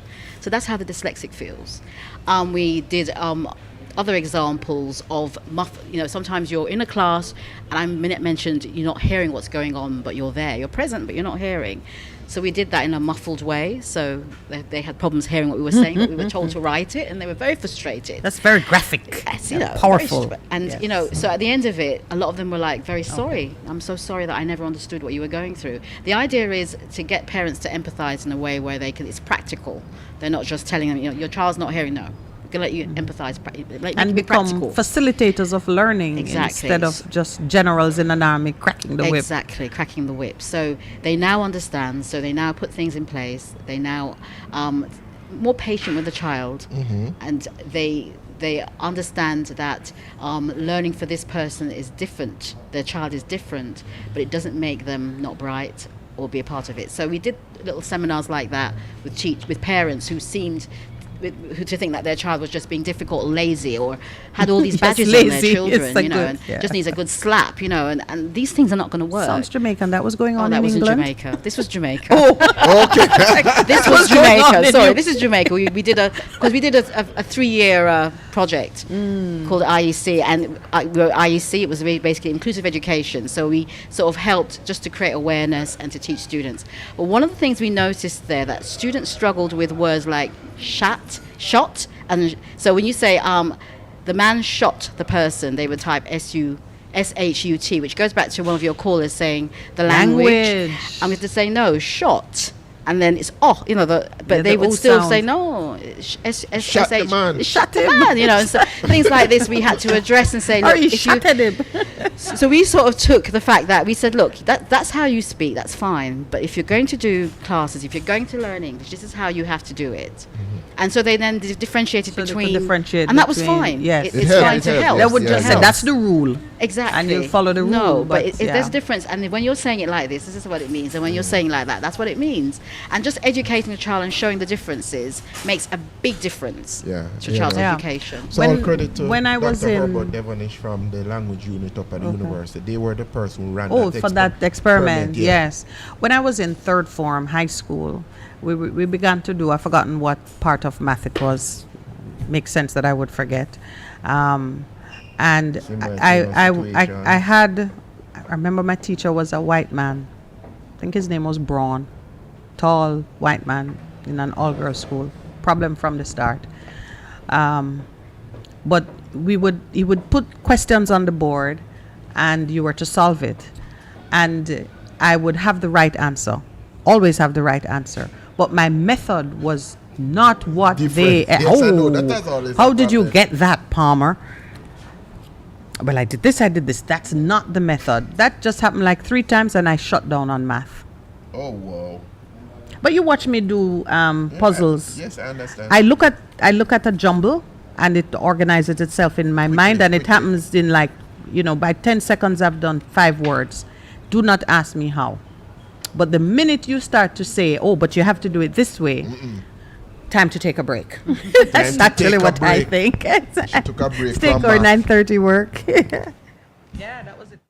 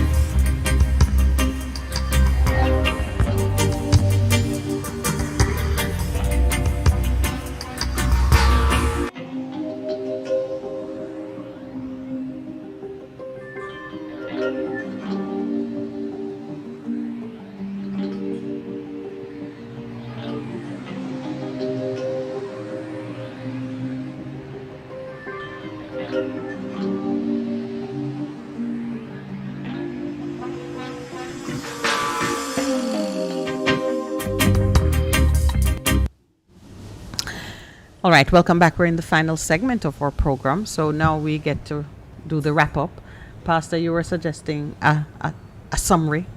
A summary of the seminar? Yeah, the Yes. seminar. Yeah, and just Then repeating SOAR. how persons can find you. And SOAR, what is SOAR? Yes. Oh, yes. Ah, yes. The YES program. Okay, well, all right. Let me talk about the art of taking exams. That's the name of the virtual workshop, which will be held on March 27th, 3 p.m. to 5 p.m. Persons can register by logging on to www.khylton.com. That's KHYLTON.com. The cost is $3,000 per person. We have we're taking a maximum of 100 persons. So you We mean will be- I couldn't get a group of 5 persons and do one log on? And the 3 of us are clustered. No? No. If you see more than one of us.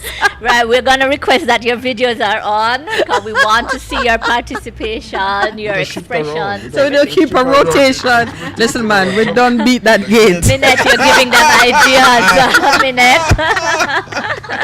I could see it, you see.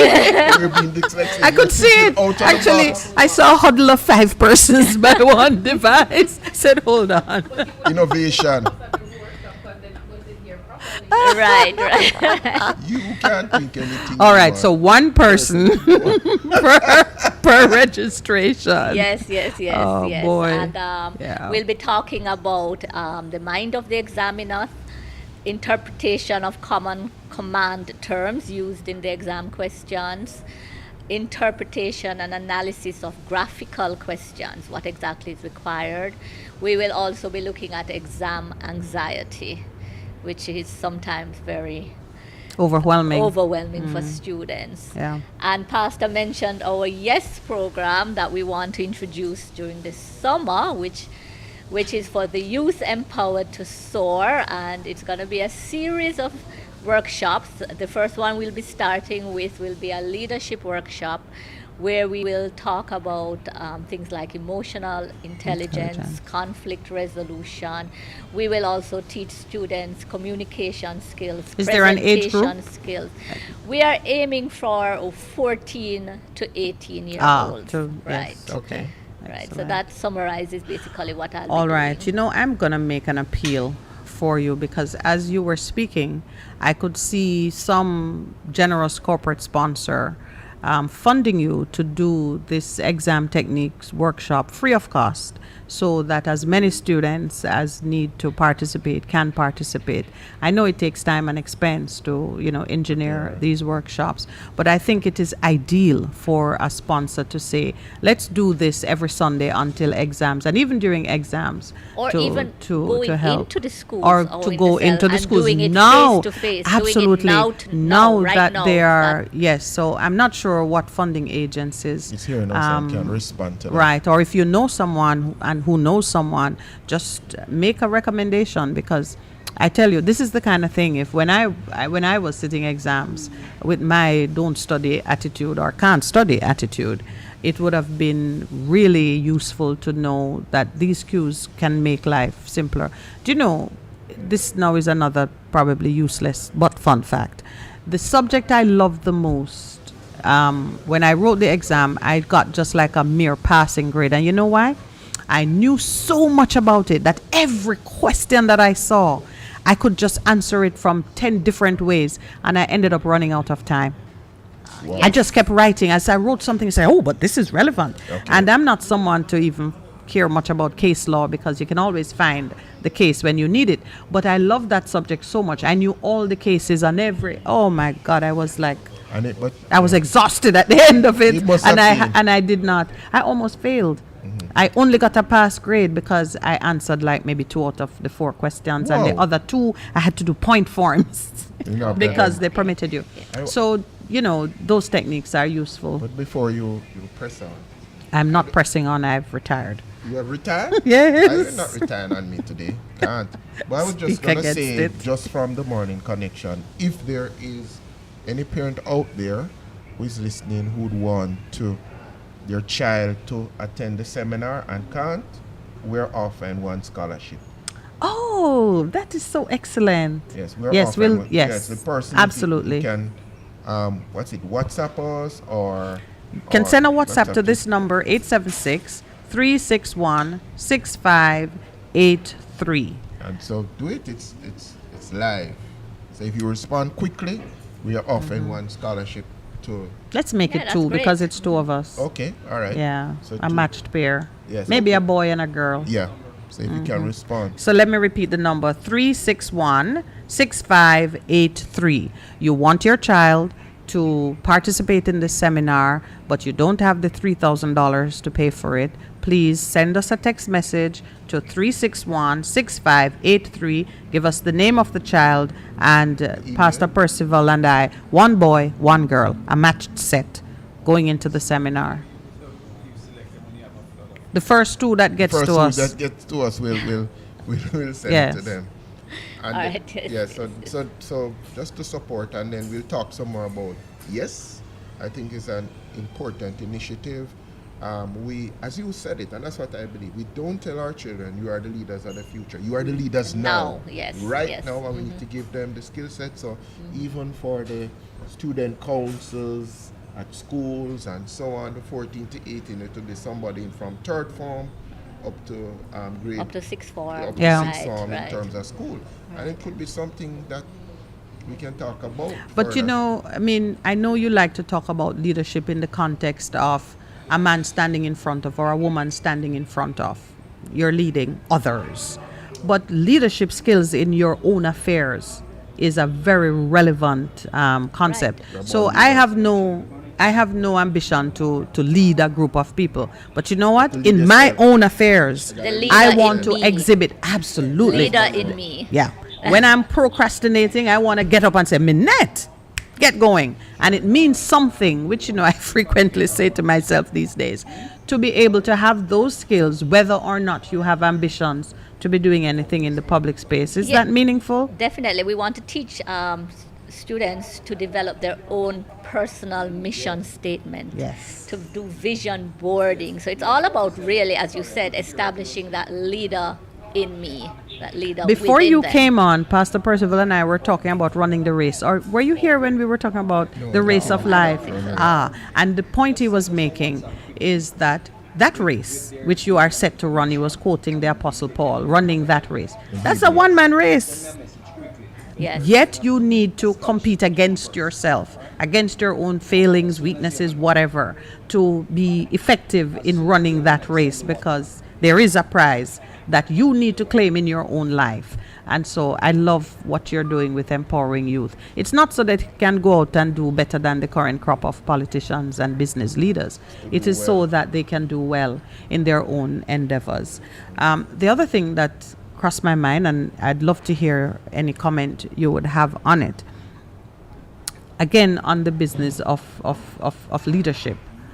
How do we prepare persons to participate now, not as a leader, in the sense that you are allowing others, but now you know what they ought to be doing because you have the skills, so you can hold them accountable. We have a difficulty with persons holding leaders accountable. We don't know how. We somehow think that because they're leaders, they're entitled.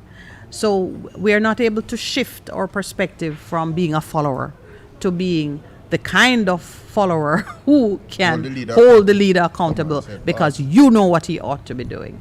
It's something that is not really a part of our culture. So, for example, even yesterday I had a group of university students. I was doing a course with them, and they were complaining. We're talking about renewable energy sources, and they were complaining a lot about the fact that why is it, if this technology is available, why are we not using it more here? And you know, the universities should be playing a bigger role in establishing technology. So I was trying to encourage them. In fact, we were having a discussion for about half an hour about taking a leadership role, playing their role in it. In other They're words, the young university ones. is you. Exactly. And so they need to start lobbying for things like this. And I hope they took my advice. That was just yesterday, actually. So. Okay. And So as recently as that, Yeah, you came upon it. But it is an area of concern for me that we don't seem able to hold people accountable. Even simple thing like I remember one of our callers said he understands and respects his freedom and other people's freedom of expression and his personal space and privacy and so on. But he told us quite humorously that he was on a bus and someone came on and was preaching loudly and disturbing his peace. And so my question was, well, did you say to the person, Right. Yes. can you tone it down, or this is a problem Right, for me? right, And he right. said, no, I left it alone.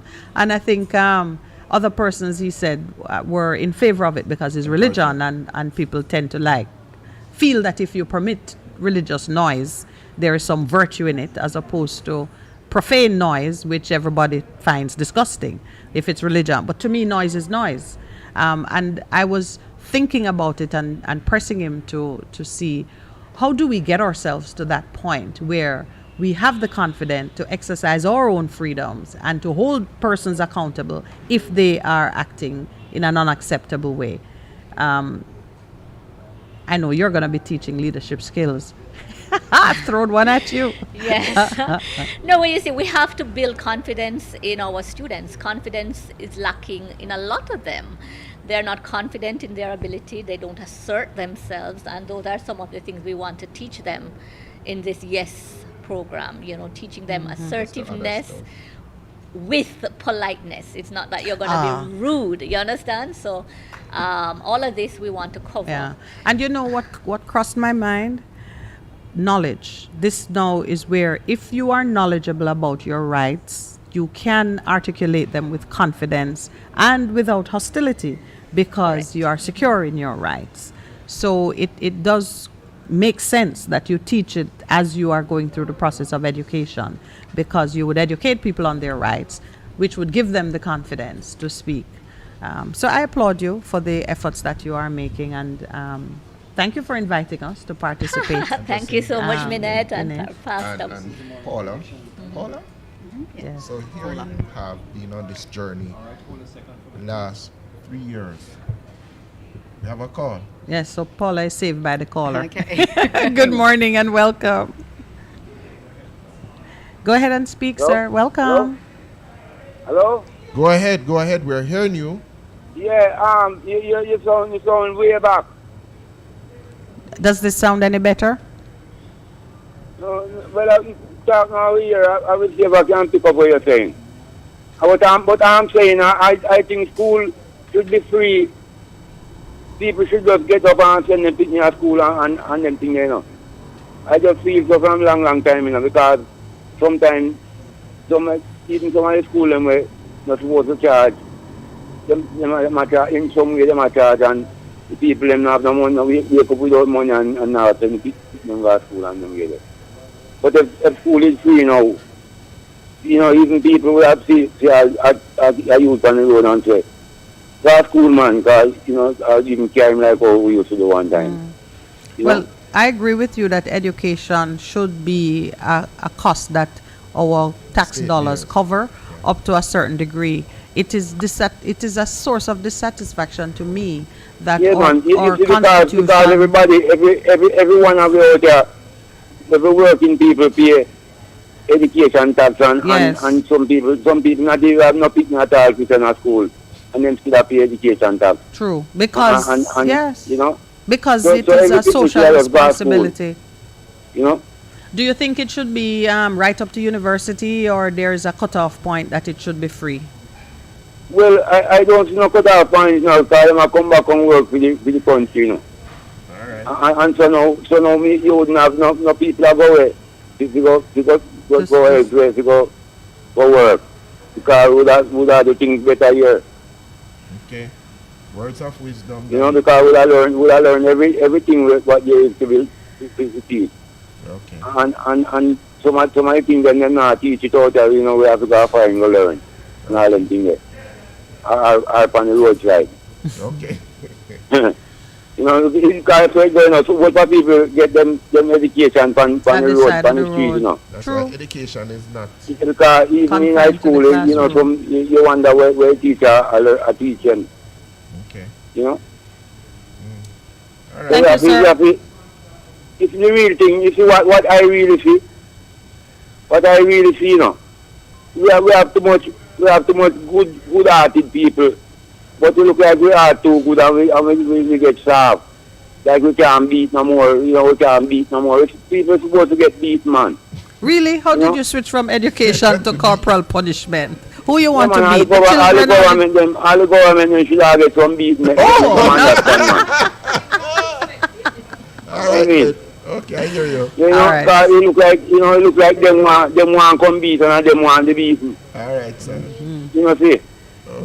So we the people supposed to set a thing to say a government can pass this and this other thing and that's how we want to Yeah, that's what we were talking about, accountability. Yes, there is a skill in learning how to hold even our leaders accountable. Yeah, and Ms. Minett. Yes, sir.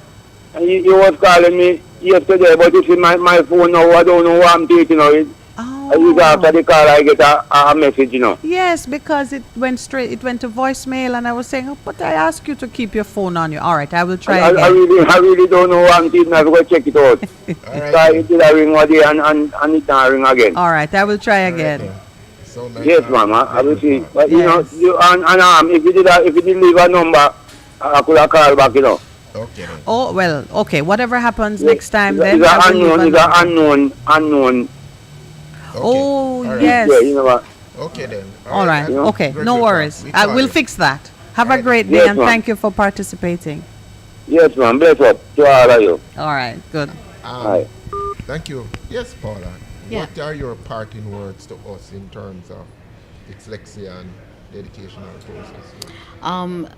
I'd like for listeners to think about people that they know around them, and to think about a few things that I mentioned earlier, but also visit the UK Dyslexia's website and have a look at the list of things that you're seeing in terms of what dyslexia is, the actual signs and symptoms of it, and just think about your nephew, niece, whoever, parent, someone you know that may have signs of dyslexia. Start recognizing it. I think that's the first thing we need to do. Get aware of what it is. Go to the site, have a read, but look at the symptoms of what the causes of dyslexia in terms of the symptoms that you see.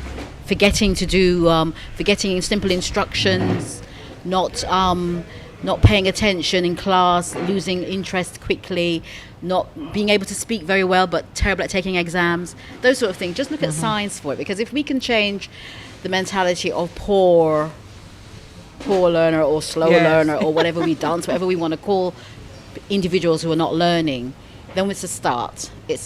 And I would encourage teachers to just go to the website, have a look at what the signs are, and try and identify students that may be struggling with some form of learning difficulty in terms of that. All right, thank you for that. Now, your turn, Dr. Hilton.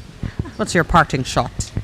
Well, I would like to encourage the parents to continue to encourage their children and stop, and they're having a hard time now in schools and adjusting to face-to-face learning. They need once loving again. support. They need loving support. All right, so that is kind of my parting shot too. But first, I want to thank both of you. We did plan for you to be here, but you have exceeded certainly my expectations in your patience and just bearing with us as I took you off script so many times. There's no amount of warning that can prepare you for that. There's no script. Thank you so much, Minett. Yes, Pastor and we look Percival forward having us. to your being here with us again. Percival, you know what my parting shot is? Everything that we are saying speaks to having a more loving relationship in the overall. Because if we believe that there is no individual who is worthless, who is without value, then when we see them struggling in one or other area, we will know that there is a challenge that we can address. And sometimes, the way I look at the world, I say I am perfect in how I am designed. So if I'm having a problem interacting with someone, perhaps the problem is external and it is something we can fix. A lot of times it's just the communication, and communication in and of itself is external to the individuals, meaning it's a language that we didn't make, or it's circumstances that we can't control. So then it becomes a personal matter of me being more patient, more respectful, and it comes back to the covenant that you and I speak of. Give me a high five. Thank you very much for today. To those in studio, thank you very much for carrying us through the morning. We love to come to the Ligani Club, but I tell you, it is a technical obstacle course sometimes. So, Mr. Producer, thank you. Today was perfect. Yeah, there was a little sprinkle in the morning, and so we are differently situated, but it has worked very well. To the intern over there, Miss Eden, thank you for being with us. To all of our listeners online and those who are on air, thank you very much. Have a wonderful weekend. Thursday is the new Friday for us. So on Thursdays, We say bye-bye. we say bye-bye. Have a wonderful weekend. Enjoy your weekend and see you next week, God willing. Thanks, Yeah. Percy. Thank you. Bless you now.